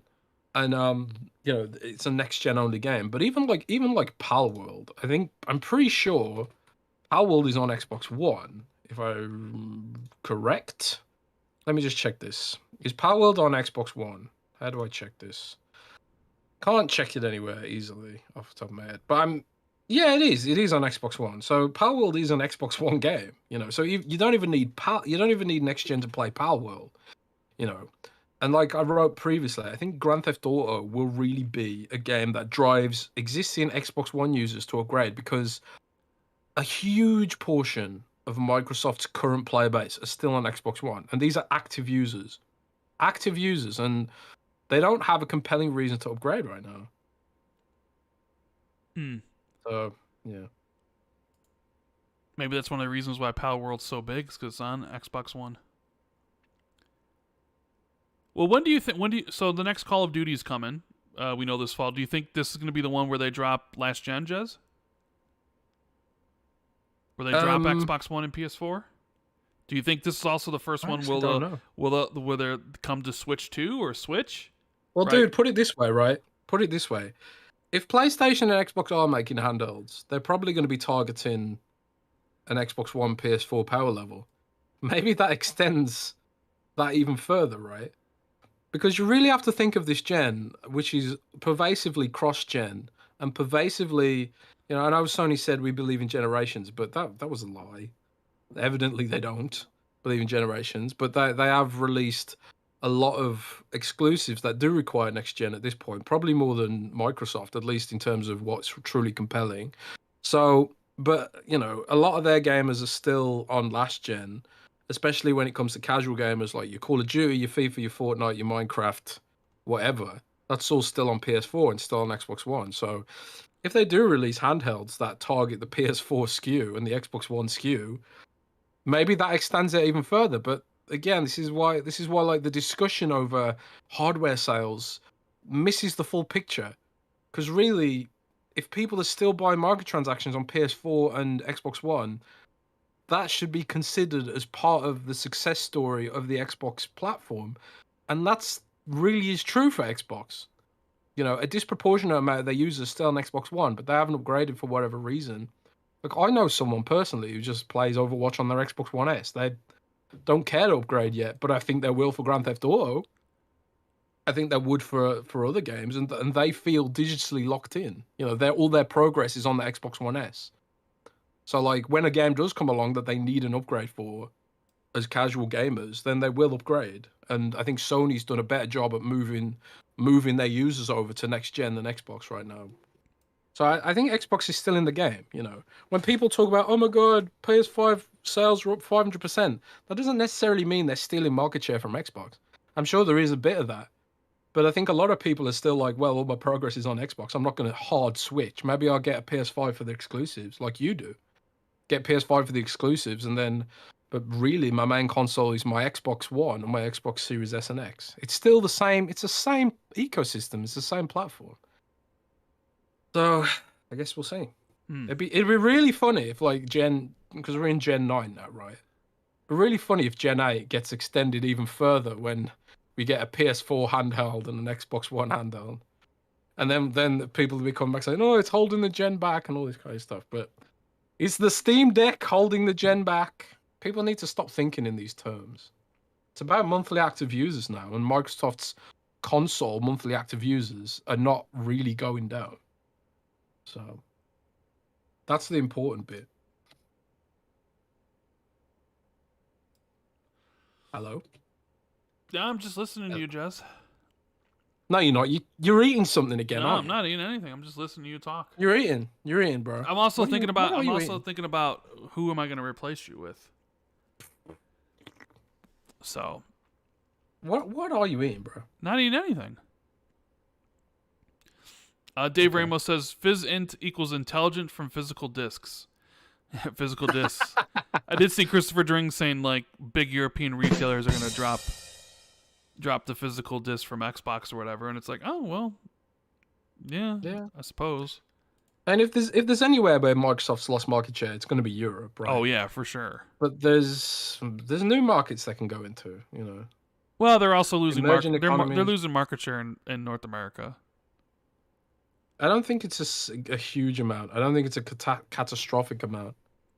Well, I mean, we need to see like a full breakdown, but Microsoft seems to suggest in their earnings reports that the engagement's going up, and we yeah, know they did for a announce fact. that like most monthly active users they've ever had over 200 million. So Yeah, and Xbox is a huge chunk of that. It's not like they're moving anyone from Steam to PC Game Pass. Like people are like people if that was the case, people would be buying Palworld on the Microsoft Store, and they're not. They'd rather buy it fully on Steam than get it on PC Game Pass. And it's the same with Starfield. People would rather buy it on Steam than rent it on PC Game Pass. So a huge portion of their business is still the core. It's still the Xbox core, you know. And people often think like, oh, Microsoft's ditching Xbox for PC, and it's like, why would they? Most of their audience is still on Xbox. Most of their profits are still on and through Xbox. Your microtransactions, whether on Xbox One or Xbox Series S and X, are still going through Xbox. That is the core of their business. So the idea that they're gonna wind that down or quit or get out of the race is just asinine. I mean, maybe the markets will force them to do it eventually, but I think we're far, far away from that reality at the moment, especially when they've got ways to subsidize the hardware in perpetuity now with Call of Duty. But we'll see. We'll see. well, let's move on to the Patreon questions. So join the show, hit the like button, subscribe if you haven't already. We got some questions here from the people at patreon.com/XB2. Wonderful patrons. We got Silas Jez, who asks, good day to the most positive and strength-based Xbox podcast in the world. What do you guys think is the best way to reveal a game? Should it be the Fallout 4 method, with the reveal and release within 5 months? Or a slow drip method spanning years, like a Death Stranding 2? Or, as a more extreme example, Elder Scrolls 6? Or somewhere in between? Probably depends on the game, would be my answer. Each game's different. Each game... There are some games that probably could have the 4-month,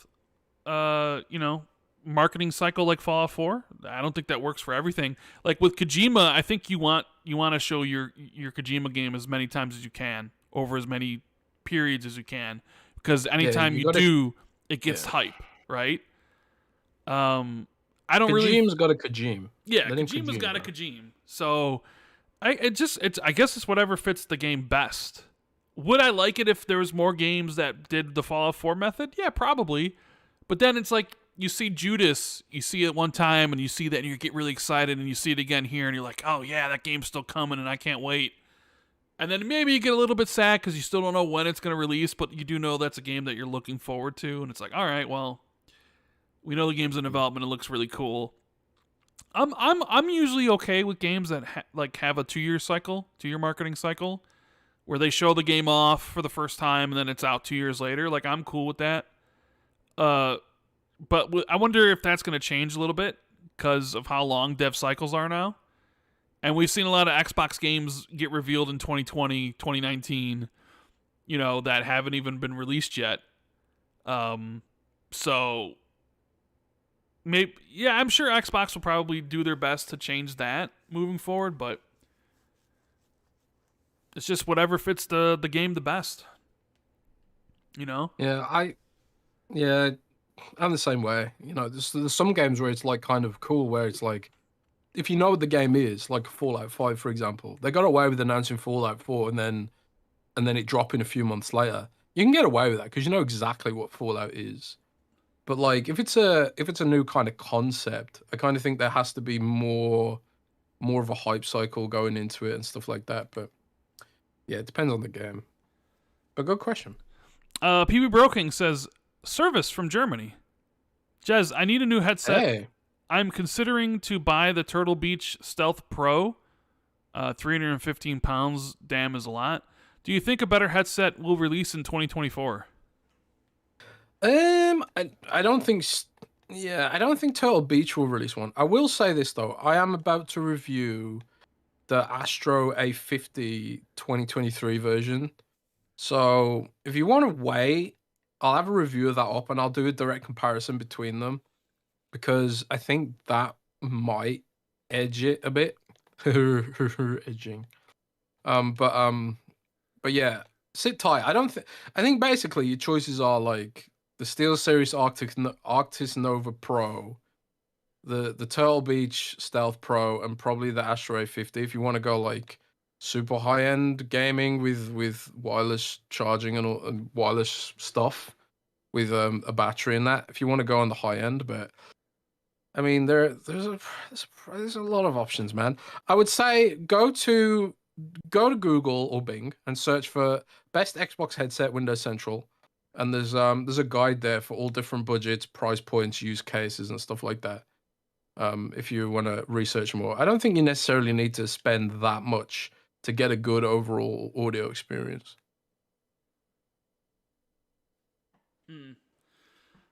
Anyways, Monkey versus Tramp says, "Hey guys, what is your favorite anime manga? Is it already a video game? Do you think it could make a good game? Thanks." Well, for me, it's Berserk, the manga, but From Software have been pretty transparent about the fact that Dark Souls, Elden Ring, and so on draw some inspiration from Berserk. So if it did happen, it'd have to be From Software making it.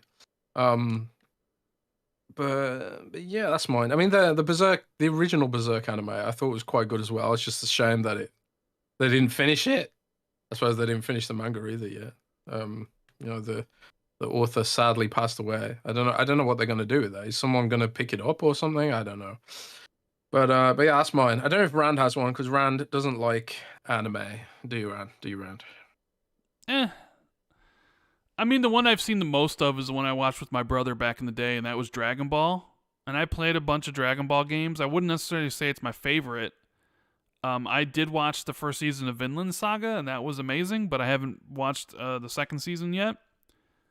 So, I mean, I don't really have a favorite anime or manga, so this is a difficult question for me to even consider because I don't have one. You should watch Blue Eye Samurai, man. I think you'd like it. I did watch Blue Eye Samurai. How many times have I said that? You've heard me say this like 3 times.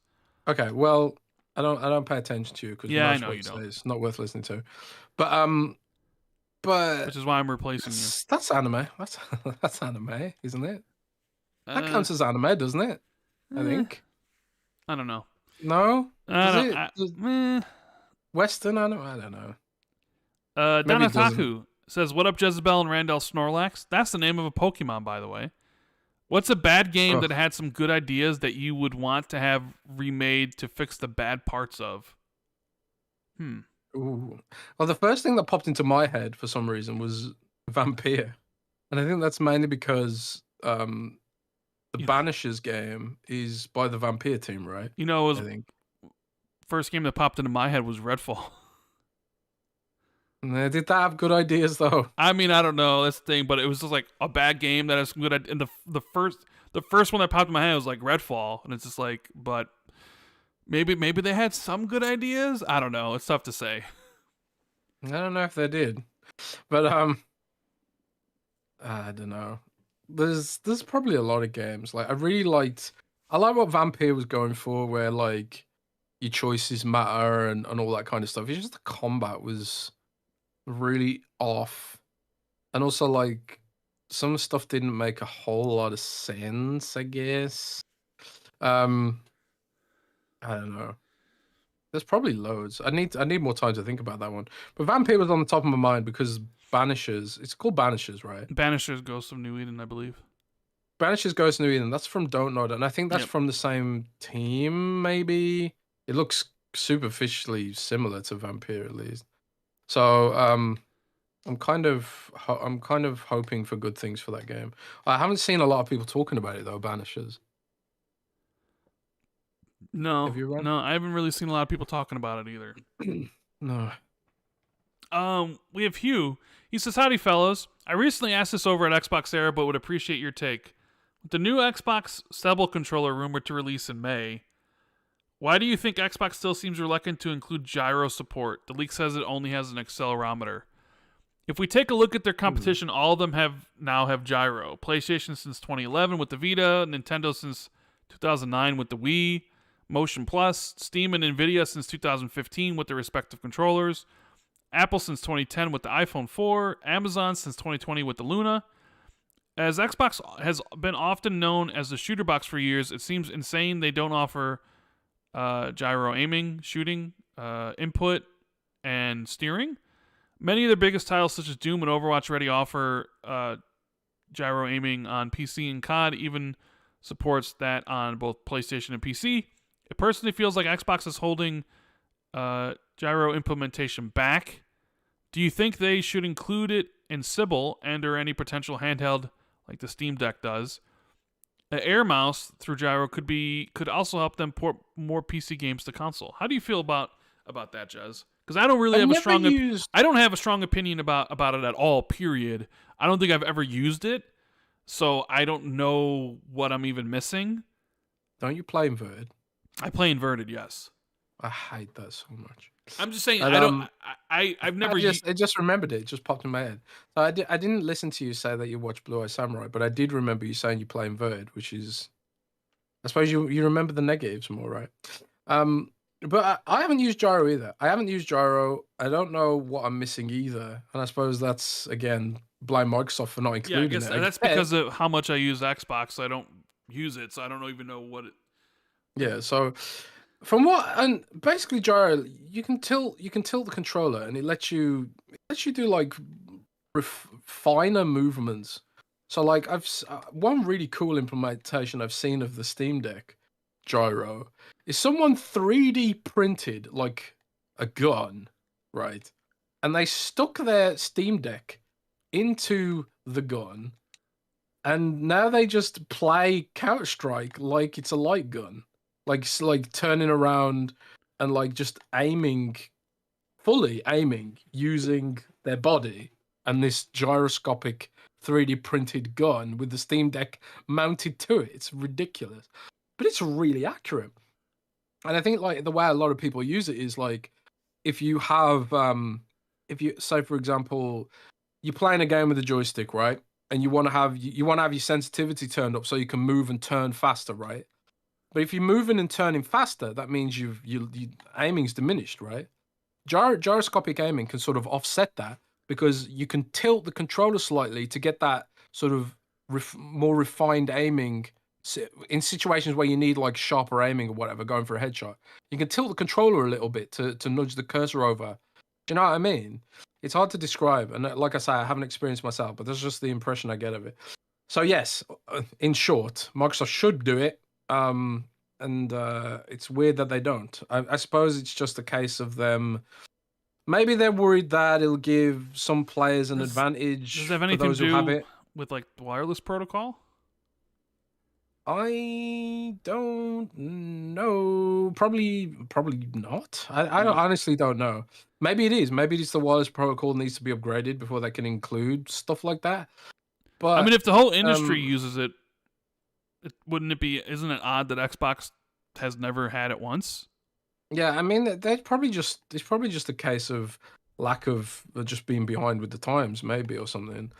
But I don't know. Accelerometer is at least something, step in one direction, I guess. But yeah, I suppose like I'll do some research on it and maybe I'll find some else. Maybe they're reluctant to give certain players an advantage over others, but they don't ban the Kronos adapters, so maybe they don't really care that much about people having an advantage or not. Didn't they ban third-party accessories on Xbox or no? Nope. Not the Kronos and the Zim. Nope. Sony did though. Sony banned Kronos recently. Interesting. I don't know if they got around the block, but so far I don't know. Okay. Sick and Tired says, a serious question first and then a non-gaming one. The things that will propel Xbox forward is twofold. Content, exclusive content, and marketing. Everywhere I go in Australia, I see PlayStation ads. Back of buses, TVs, you name it. I don't see Xbox. Even in stores where people buy consoles, PS ads, no Xbox. Non-hardcore gamers don't know what Game Pass is. Sony's a company that depends on marketing for all their product sales, while Microsoft doesn't. This has to change. Secondly, Jez... I completely agree. Yeah. Secondly, Jez, do you like Only Fools and Horses? Where does it rank for you in the best UK comedies? Man, just about Only Fools and Horses. I think I was slightly too young to be on Only Fools and Horses. I mean, I watched I pretty much completely missed that. I know my stepdad really liked it, but my favorite British comedies are stuff like Bottom, Blackadder. Blackadder's just incredible. Red Dwarf, and Peep Show, which is a bit more modern. I love Peep Show, but yeah. On the other topic, I do think Microsoft has a marketing problem. I do think they have an education problem, and I think they do take it for granted. I think they just assume that people know what Game Pass is. They assume people know what Xbox Play Anywhere is and stuff like that. I often tell people things like, even like people who I know who use Xbox, they don't know that they've got access to all these games on PC as well. Like I say, like, you own that game already because you've got it on PC, and they're like, what? What are you talking about? Like, they don't know. I've never seen Microsoft advertise Xbox Play Anywhere ever in history. And they don't educate people on what the advantages of the Xbox ecosystem is. So, like, I do think Microsoft has a user acquisition problem. Microsoft in general has always had this issue, whether it's Surface, Windows Phone, everything. I think they're so used to like having a monopoly with Windows and Office that they just kind of neglect that whole thought process. I think like it would be smart of Microsoft to hire a user acquisition specialist and really sit down with them and tell them like, this is what you need to do to acquire users, because right now you're doing a really bad job of it, and educate users. So okay, I agree. And Duran, why hasn't Raymond E. Feist's Magicians series ever gotten a TV or movie adaptation? It could be huge. I don't know. That was like the first fantasy series I ever fell in love with.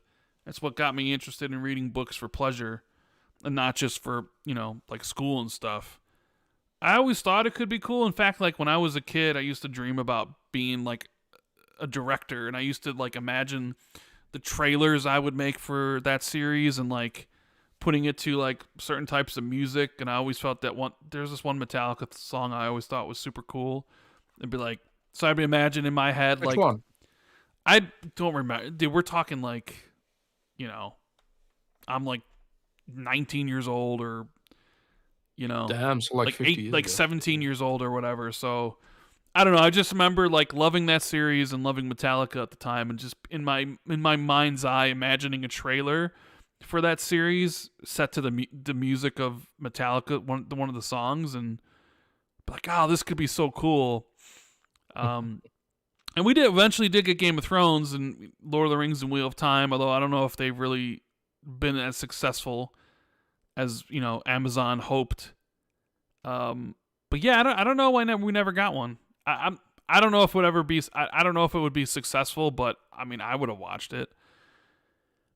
Logan Meyer says, hey all, hope all is well. 2 questions. 1, with Blizzard now having a new president and leadership seemingly in place across ABK, do you guys think they will have a roundtable like they did with Bethesda? I'm going to say no. I'm going to say no too. I don't think so. I don't think Phil and Matt are super popular at Blizzard right now, so it probably wouldn't be appropriate. I don't think they'll have a roundtable. I'm more interested in when they're going to actually put the games on Game Pass. It's been 4 months and nothing yet. I sort of wonder when that's going to happen. Are they waiting to like the summer showcase in like June to maybe make that announcement? And then like, do you drop them all at once? Do you piecemeal them?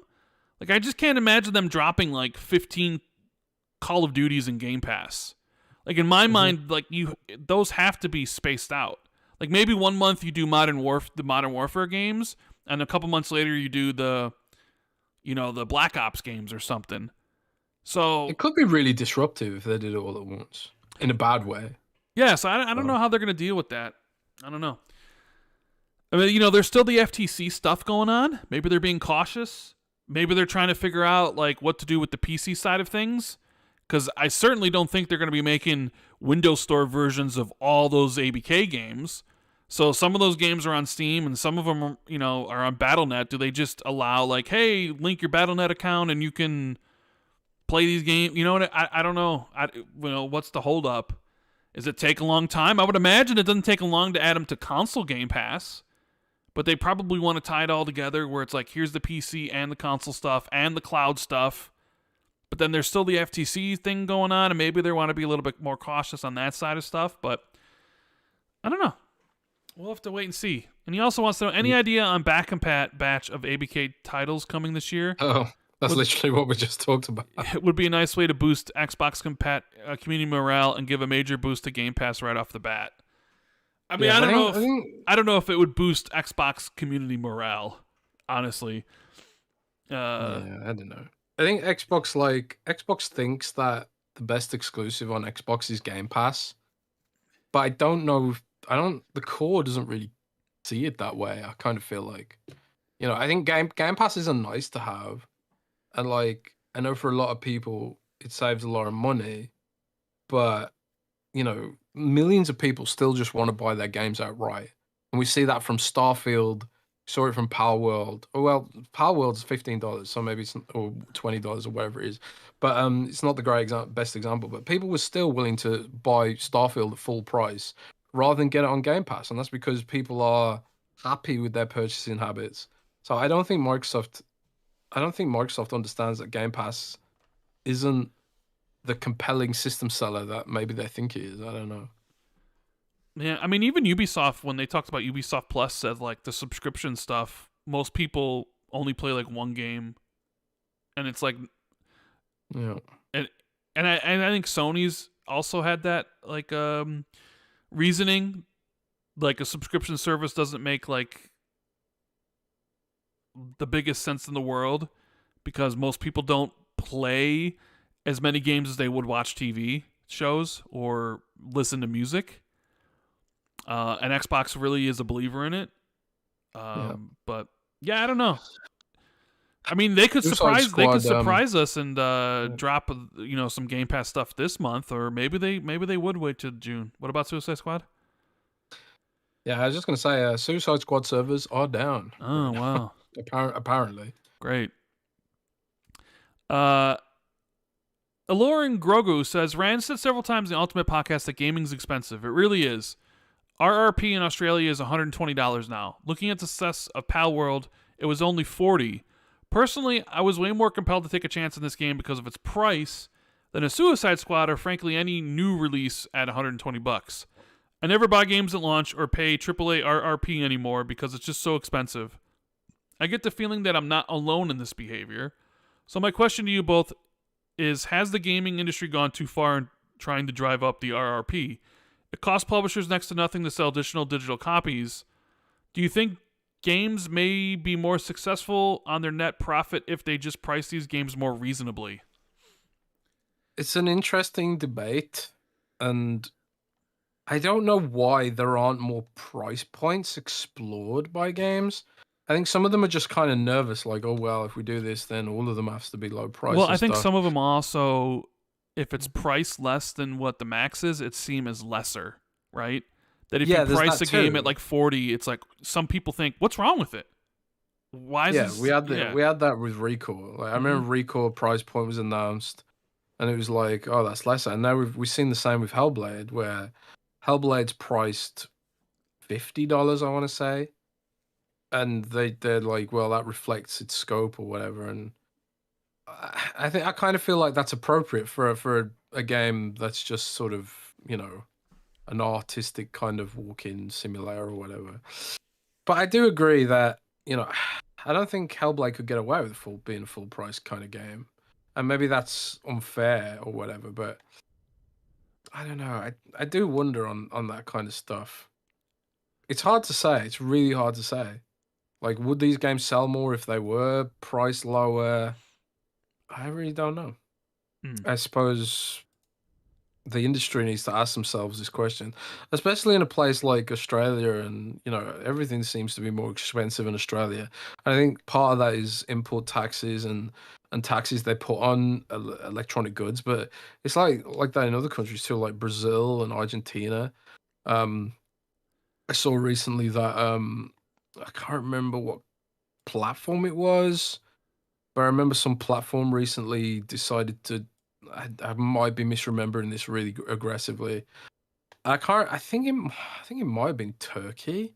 Some platform dropped the Turkish currency as a viable payment option, which means like now they have to pay in dollars, which is, you know, the conversion rates being what they are, it's going to make everything way more expensive, right? I think it was Turkey. I can't remember what platform it was. Maybe it was Argentina. I don't know. But some countries around the world have like really insane inflation problems right now. Like we're bitching in England that inflation's at 10% or whatever it is, but then there's other countries out there with triple digit inflation, you know. So yeah, I think price points are an issue, and I haven't spoken to enough devs about that topic to give a good explanation of it. But I'm going to ask around. I'm going to ask around and see if we can get some better answers for you on that one. Yeah, I mean, yeah, pricing. I mean, hell, there's talk that they want even to raise prices more in the future.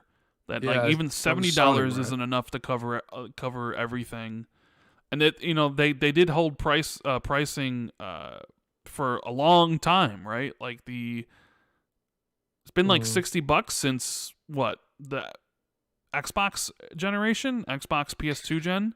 60 for that, 360 and the Xbox One. Like, they wanted to raise prices, but were sort of scared to.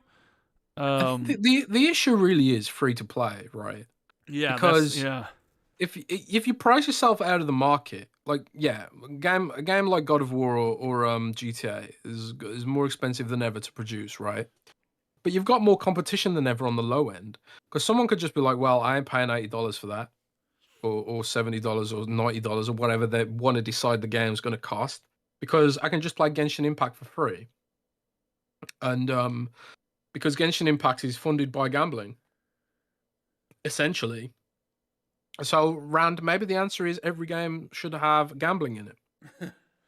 Yeah, I mean, there is that. It's like the more expensive you get, the free-to-play games look more enticing. Like, why should I spend $80 on Spider-Man 3 for 20 hours when I can spend nothing and play Fortnite for 100 and enjoy myself with my friends, right? It becomes it's a difficult situation, because developers want to be making these kind of games because they love it, right? They're artists and creatives, and they want to make these huge epic experiences that are incredible, and, you know, and have Hollywood production values and photorealistic this and Hollywood actors that, you know, they want to do that because they're creative. And but the sheer economics is getting tougher and tougher to eke out. You know, like I always refer to Genshin Impact, and the reason for that is like, I've been at home. I've been in England for a few weeks, and we're spending a lot of time with family and younger relatives who do get these games like Genshin Impact. So I've become like more familiar with them. The production values in these games are incredibly impressive. You know, the polish, the quality of the animations, and all that kind of stuff is really, really incredibly impressive. And they're often better than what you'd see in a fully priced $70 AAA. You know, and it's kind of like, well, these are free games, and they're funded by microtransactions and gambling and these banners where it's like you've got a chance to maybe get the character you want, you know, gacha or whatever. But I've seen people drop like 50 pounds a pop trying to roll on these bloody banners, you know. But then they'll look at a game like Palworld and be like, what? That costs 20 quid? That's ridiculous. You know, because in their mind they're thinking like, that's 10 gacha rolls or something like that. You know, it's a weird gaming landscape, because those all sort of fit in the same ecosystem. You know, there's literally an entire generation of people out there who are thinking, I could either buy this game for 50 quid, or I could spend that 50 quid rolling on the character I want in Genshin and other games like that, or loot boxes or whatever, you know. I think a lot of AAA devs are probably like regretting walking back the loot box stuff, because that is really what's powering the industry in some countries. Anyway, another wider discussion there. I got a couple super chats I wanted to read. We got Book and Beard saying, Alan Wake 2, Starfield, etc. all run on the ROG Ally. Why wouldn't the theoretical handheld 2 years out be able to play new games for next gen? I mean, they probably would be. They probably would be able to. I mean, like I said, there are caveats, you know. they often don't run that super great, and there's battery life's not super great either. But all that stuff will improve. I think some of the issues is like the when the game's been sort of hard coded to expect a certain type of hardware on Xbox, because that's the whole point of a console. Is like you hard code it for the down to the metal, and when you do that, it kind of can complicate things when it comes to app packages and stuff like that. I ain't a dev. I ain't an engineer. I don't know the ins and outs of why some of this stuff would be a problem or not. But I'm pretty sure if there's anyone who can solve this stuff, it'd be Microsoft and Sony. So, the Z1 Extreme changed my perception of where this stuff can go. We'll see. The one and only Gaz, Septic Sauce, says, tell Spencer to grow a pair and retain Xbox exclusivity. Sati as a double agent. Rand, I want my kids back. Hey Gaz, I'm looking for a replacement for Jez for Friday podcast, bro. He doesn't want to. He's upset that I have a 4090 and I'm not using it. So hit me up. We can work something out. Donataku says, Splatoon, Doom, and Fortnite gyro turned me into a believer. It's the closest to mouse and keyboard accuracy you can get with a controller. Okay. There you go. And BT Maverick says, inverted players are born feet first. What? Excuse me? We're just men of culture. Or people of culture, I suppose. You haven't really truly truly gamed until you've gamed inverted. Brilliant. I know, right? Let me see. Back to the Patreon. We have Sonic SVT Focus. All the talk across the web and the Xbox going third party and people getting upset for losing exclusivity for their favorite games. I couldn't care less about that. What concerns me is the declining Xbox Series X and S sales, even with the massive price cuts during the holidays. I know I can't play Xbox games on Game Pass, but I choose my Series X to play most of the games, so I'm more concerned about third-party developers choosing not to publish their titles on Xbox due to a smaller user base, but that it also isn't growing. Do you think that is a legitimate concern? Absolutely. Assuming... Yeah, absolutely. It is a concern.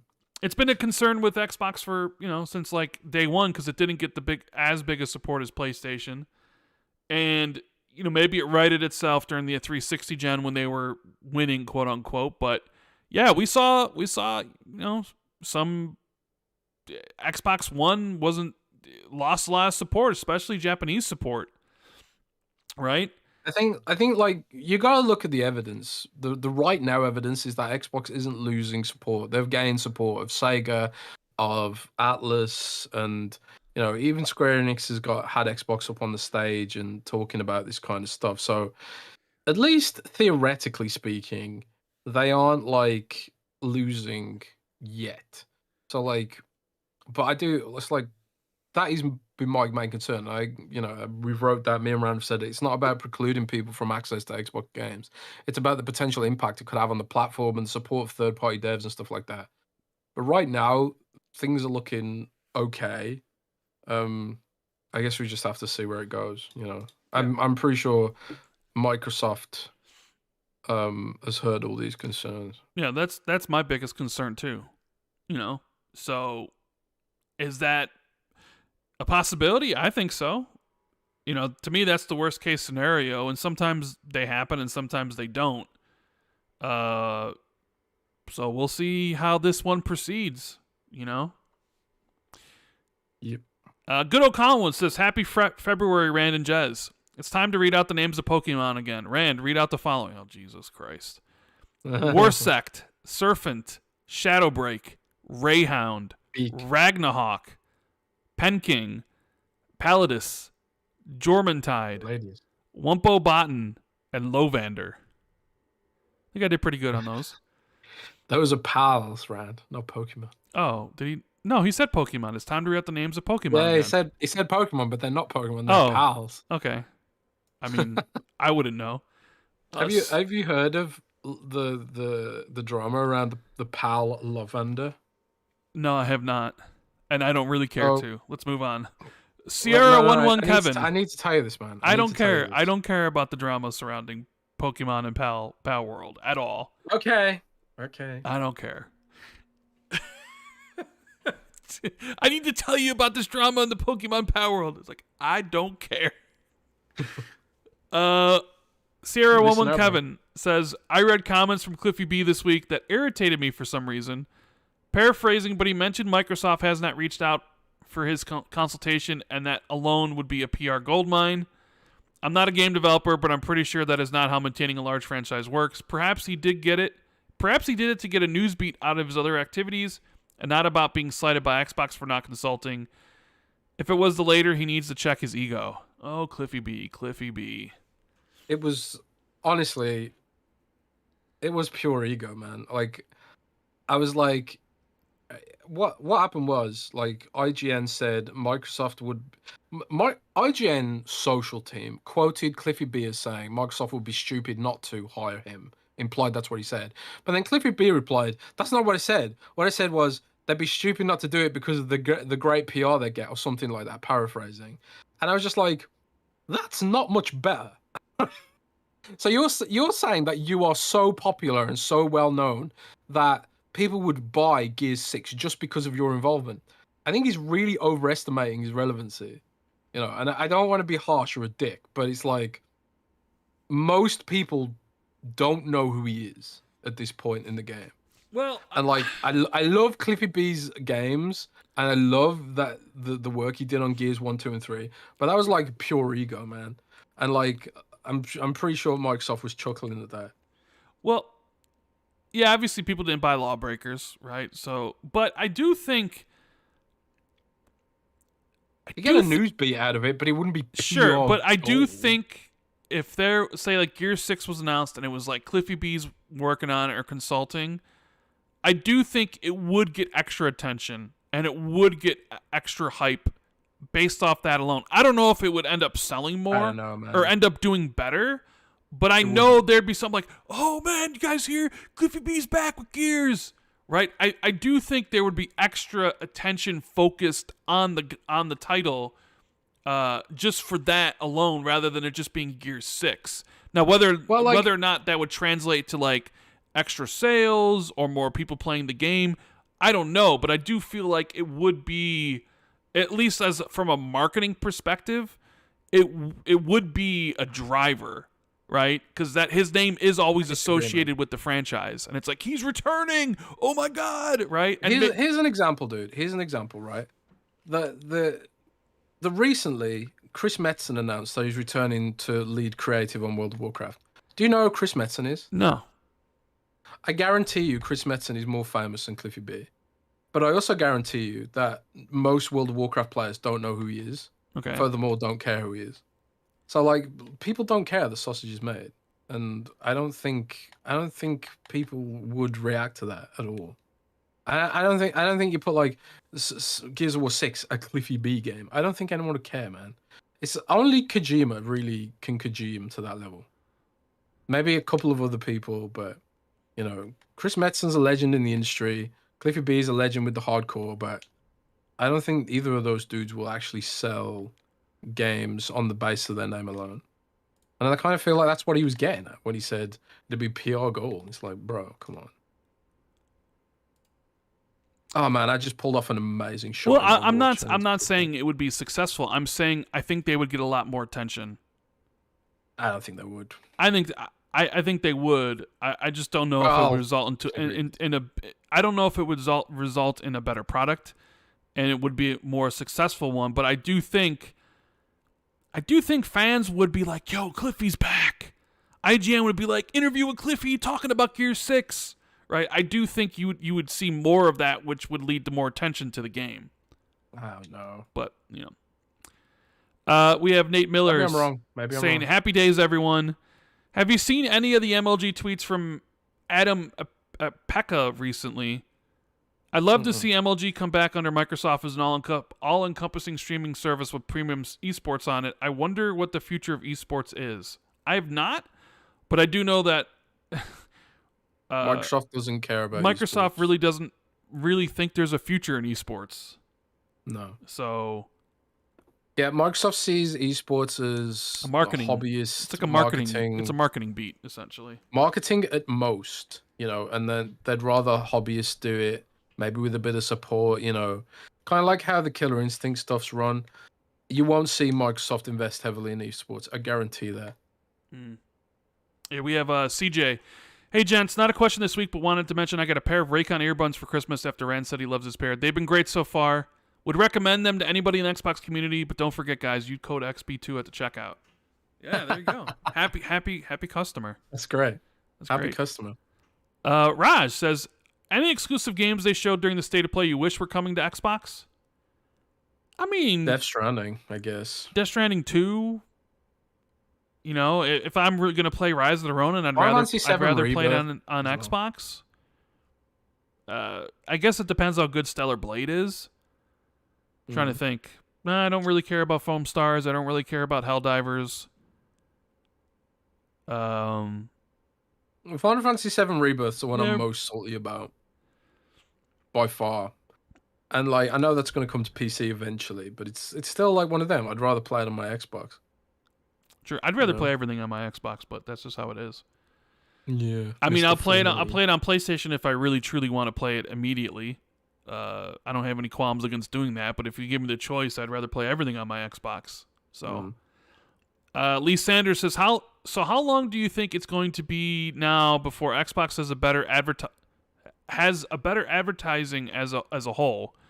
I get keeping the Bethesda and ABK comms, but at the moment it feels a little disjointed and odd. Missed messagings are being given and personally feels a bit of a mess. What do you guys think and what would you do?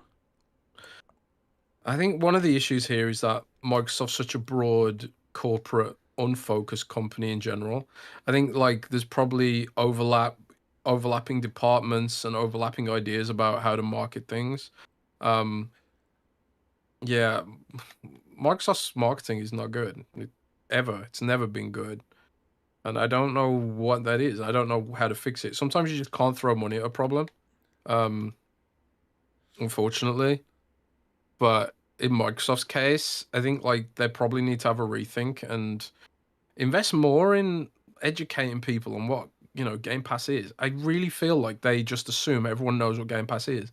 When you speak to a normie, anyone who plays games casually, maybe a COD or a FIFA or Genshin or whatever, they've never heard of Game Pass a lot of the time.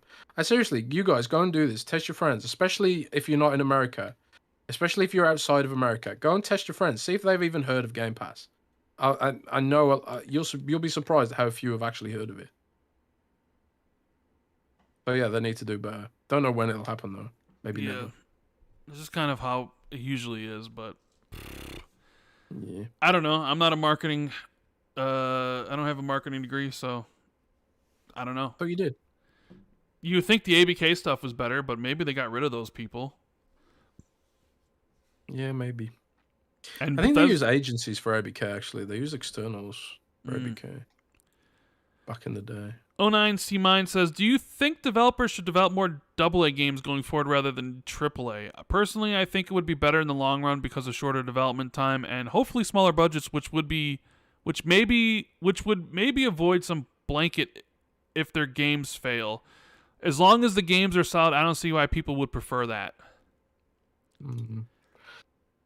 It's hard to say.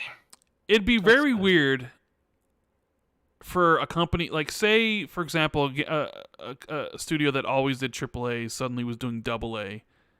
I don't know if they're fans. There's an example of this. Would you describe the recent smaller scoped Assassin's Creed as AA?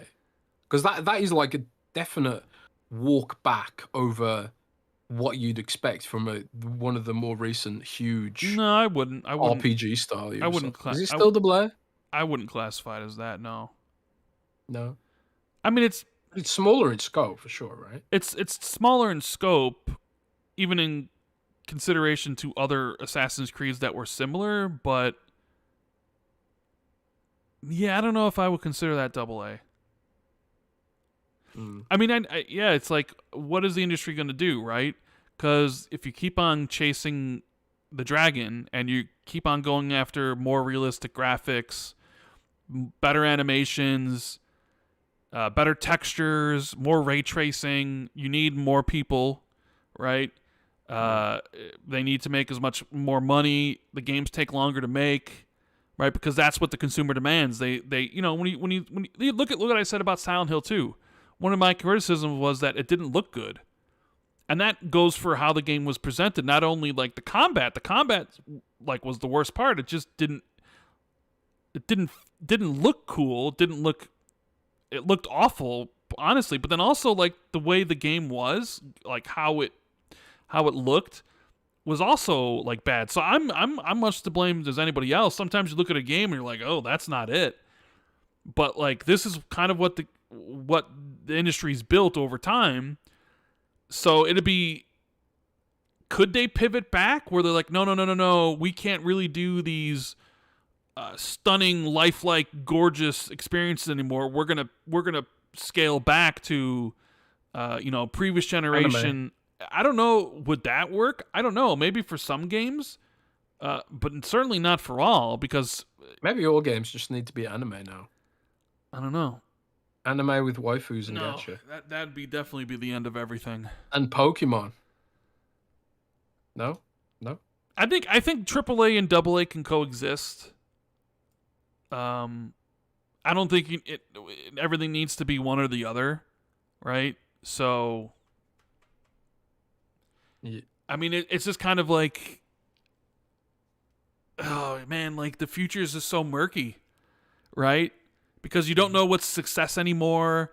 The higher prices get, people are like less inclined to want to purchase something, right? I mean, like we had a question about that earlier. It's like, hey, this is like $120. I can't go on a limb and support something that might be good because that's a lot of money, and it's not like there's good refund options on consoles really. So you could be out a shit ton, and it's like, even me, I'm sitting there, I'm like, do I really want to spend $70 on Suicide Squad? It's like, and imagine if buy it for me instead. But I'm saying, like, what if they go up to $80 in the future, and then it's like, people always clamor for new IP, but when new IP comes, some people don't support it because of the price point, because it's untested. So then you have them double down on known franchises or licenses, right, to get people to get over the hump about wanting to support that. It's the developers of Immortals of Avium have been doing a lot of post-mortem podcasts and interviews about the difficulty of launching a new IP recently. I mean, did they talk about how naming their game Immortals of Avium was a bad idea to begin with? What would you have called it? I don't know, something better than that. Immortals something. Immortals is a good name, but of Avium, I don't know. I would have named it something different. But either way, we have Omen. He says, happy Friday. So we're now several months post-acquisition, and Game Pass subscribers have not seen a single ABK benefit come to them. We've only seen layoffs and canceled games. My question is, do you think Xbox still intends to add all ABK games to their main tier of Game Pass? With all this time passing, I'm worried they might be rethinking the financials of Game Pass. It's been a few weeks. Be patient, is my reply to that. I mean, I don't think they're rethinking the financials of Game Pass, but I do think there's other. We talked about this already. There's kind of other factors going on. So yeah, it's way too early. They just started to integrate the teams and stuff. It's going to be a while. You got to. These things happen slowly, and don't forget that they had a pretty long break for the winter, which is what Microsoft does, right? So yeah, chill. Take a chill pill is what my response to that would be. It'll come. It'll happen. Yeah. We have SJ says, hello, gents. I hope you're both doing well. I have a question for Rand. Sorry, Jez. I set a goal to read at least one book a month for personal enjoyment, something I haven't done in about 15 years. I just finished Gundog by Gary Whitta and need a new book to jump into. I like both sci-fi and fantasy, so I'm open. Any suggestions? Have a great weekend. All right, so I'm going to Wasp Factory. I'm going to start you off with a standalone. This is just a single book. There's no sequels, so you don't need to. I don't like people starting people off on series unless they're already like big book readers. But one of the best standalones I've read, it's a science fiction book. It's from the writer of The Martian. Is a book called Project Hail Mary. I thought that was a movie. No, I mean, I think it's going to be a movie, The but Martian is a movie. no, The It's Martian Matt is a Damon. movie. It's from the author of The Martian. He wrote a book a couple years The ago. movie. No, The Martian book. What about the movie? I mean, it's based on the book. Oh, really? Yeah. They did the book before the movie? That's weird. The movie was based on the book, Jez. As most of the times they are, right? Nah, I think you're tripping, bro. Either way, it's called Project Hail Mary. Everybody I've recommended this book to loves it. It is incredible. It's science fiction. I don't like it. And just buy it. Don't look at anything about it. Just buy it. Go into it blind. I guarantee you like it. I don't like it. Well, that's because you don't like anything. I like Palworld. No, you don't. I like Overwatch. Fantastical says, wasn't there a No, plan to bring actually. Quick Resume to Windows? Is it still coming? Jez, was there a plan to bring Quick Resume to Windows? I think was there? Maybe. I think some of their plans about PC gaming have probably like been repurposed recently. Reprioritized rather around fixing the Game Pass for PC app. I think that might have come from like the fact that their direct storage coming to Windows, and I think maybe they said direct storage is something that enables quick resume. I honestly can't remember. If they ever did say they were going to bring quick resume to Windows, I don't know if that's still the plan. I could try and find out. But I think a lot of the dev bandwidth right now is going towards making the PC Game Pass app is a little bit more usable. Maybe also making Windows in general more usable on handhelds, because that's like the main complaint of Asus ROG and Lenovo Legion Go is that Windows is a pain to use on a small screen without a mouse and keyboard. So I think if they are developing for PC, that's probably where a lot of the priorities are right now, rather than stuff like that. Governor Grimm says, do either of you have insight as to how Microsoft views the players on console versus PC versus streaming versus mobile? Do they view them as the same? Very curious how Microsoft views their gaming revenue streams. I think money is money at the end of the day. I think like Microsoft, I think it's money is money. I wrote an article a little while ago, which was like, with Microsoft distracted over ABK, they're losing, the console experience is suffering. And I do know that Microsoft shared that internally, and that some people were agreeing with it at a high level, that the console players feel a little bit neglected, and probably rightfully so. I mean, we were bitching for ages about the what's it called now? The game DVR being broken. Like, the game DVR is functional now, at least. I haven't had the kind of issues I had with it for like last year or the year before. Again, no concept of what time is anymore.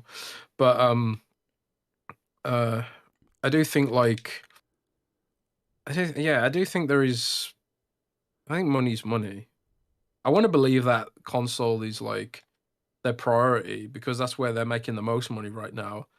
But I do know that Microsoft's really desperate to expand and grow because of the way inflation is, and how costs are. And the way you grow is to find new to Xbox users, which are, Microsoft even has a specific designator for that internally, which is like NTX, which is new to Xbox. So I do think they put a lot of emphasis there on acquiring new users. But like we talked about earlier, kind of can't do that without marketing, and nobody knows what Game Pass is, and maybe you should like rethink some of this shit. So, yeah, I don't know, man. Microsoft seems a bit scatterbrained, I will say. So my answer to that is they are scatterbrained. Taylor, he says, hey, Rand Jez, with Xbox needing consoles to run cloud server blades, why does Xbox not institute an upgrade policy like phones? When the new Xbox comes out, you turn in your Series X, which they would need for cloud servers, and you get a big discount on a new console. Is there a reason they don't do this? That'd be smart. Seems it would solve some problems with server blade allocation and give consumers a better deal. I think that's actually interesting. I wonder if they have considered that, because maybe there is a universe where they can convert an old Xbox One into a server blade. I'm sure like there's logistical issues to be considered. But like increasingly, mobile phone manufacturers do this. I saw an ad the other day, which was from Google, and it was like hand in your old phone and get $700 off a Google Pixel. You know, and Samsung does that too. Like I just literally got I got the Samsung Galaxy Z Fold. Is it Fold 4? I just got the Fold 4 and I traded in my old S22 Ultra for it, and they gave me a huge discount and then another discount on top of it just for trading it in. I think I saved like £900 in the end or something, which is insane. But Microsoft doesn't do that, neither does Sony. I suppose part of that is because there's no margins on a console sale in the first place, which kind of makes it more difficult to do. So if you add in an overheads and logistics of having an operation to recycle that stuff, you're kind of eating into your profit margin there, right? But I do wonder if there's a way that that could work, because I think one of the issues that Microsoft has right now. Well, who would you? The thing is, like, who would you trade it into? GameStop? Well, that's the thing. Microsoft, I suppose. But like, would go to your local Microsoft store and trade no, it in? No. Like the way Samsung does it is, you mail they it send to you a them? box. Jez, we only got a couple minutes. We got to get going. Okay. Well, they send you a box.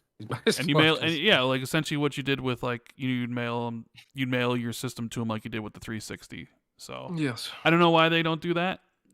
Maybe they will. I doubt it though. And Achievement says, how long before we see Xbox branded keyboard and mouse? I think Xbox could really innovate in this space. Imagine a keyboard with an Xbox home button, a mouse with a thumbstick.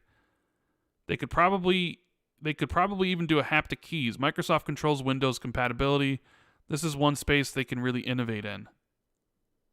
They've actually sold the rights to Microsoft branded keyboard and mice to a third party.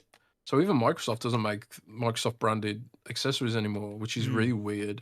They've gone all in on the Surface brand for that kind of stuff, but I think that's a mistake. But anyway, I digress. They've kind of done this already. They did a Razer Turret in partnership with Xbox, which did have an Xbox button on it, I think, if I remember correctly. Also, the Razer Kishi has an Xbox button on it. I know it's not a mouse and keyboard, but yeah, it kind of goes back to education. I think a lot of people don't realize you can even use mouse and keyboard on Xbox. Maybe an accessory would help fix that, but I don't know, man. Yeah. It's a nice thought. But anyways, that's the end of the show. Gotten through all the questions. Appreciate everybody for tuning in. Another episode 302 of the Xbox 2 podcast. We'll be back next week for another show. I'm probably going to check out Suicide Squad, see if it's any worth it. I'll let you guys know next week. Jez, you got anything going on? Read Jez's article about the handheld, Xbox handheld. Yes. And I already see people clipping us, Idle Sloth and whatever, so there's that. But anyways, hit the like button, subscribe if you haven't already, hit up the Patreon. Thank you to HelloFresh for supporting the show. Links in the description to everything, the code Xbox2 free, I believe it is. And until next week, we will see you guys. Love ya. Have a great weekend. Rock and roll, baby. Keep it gaming.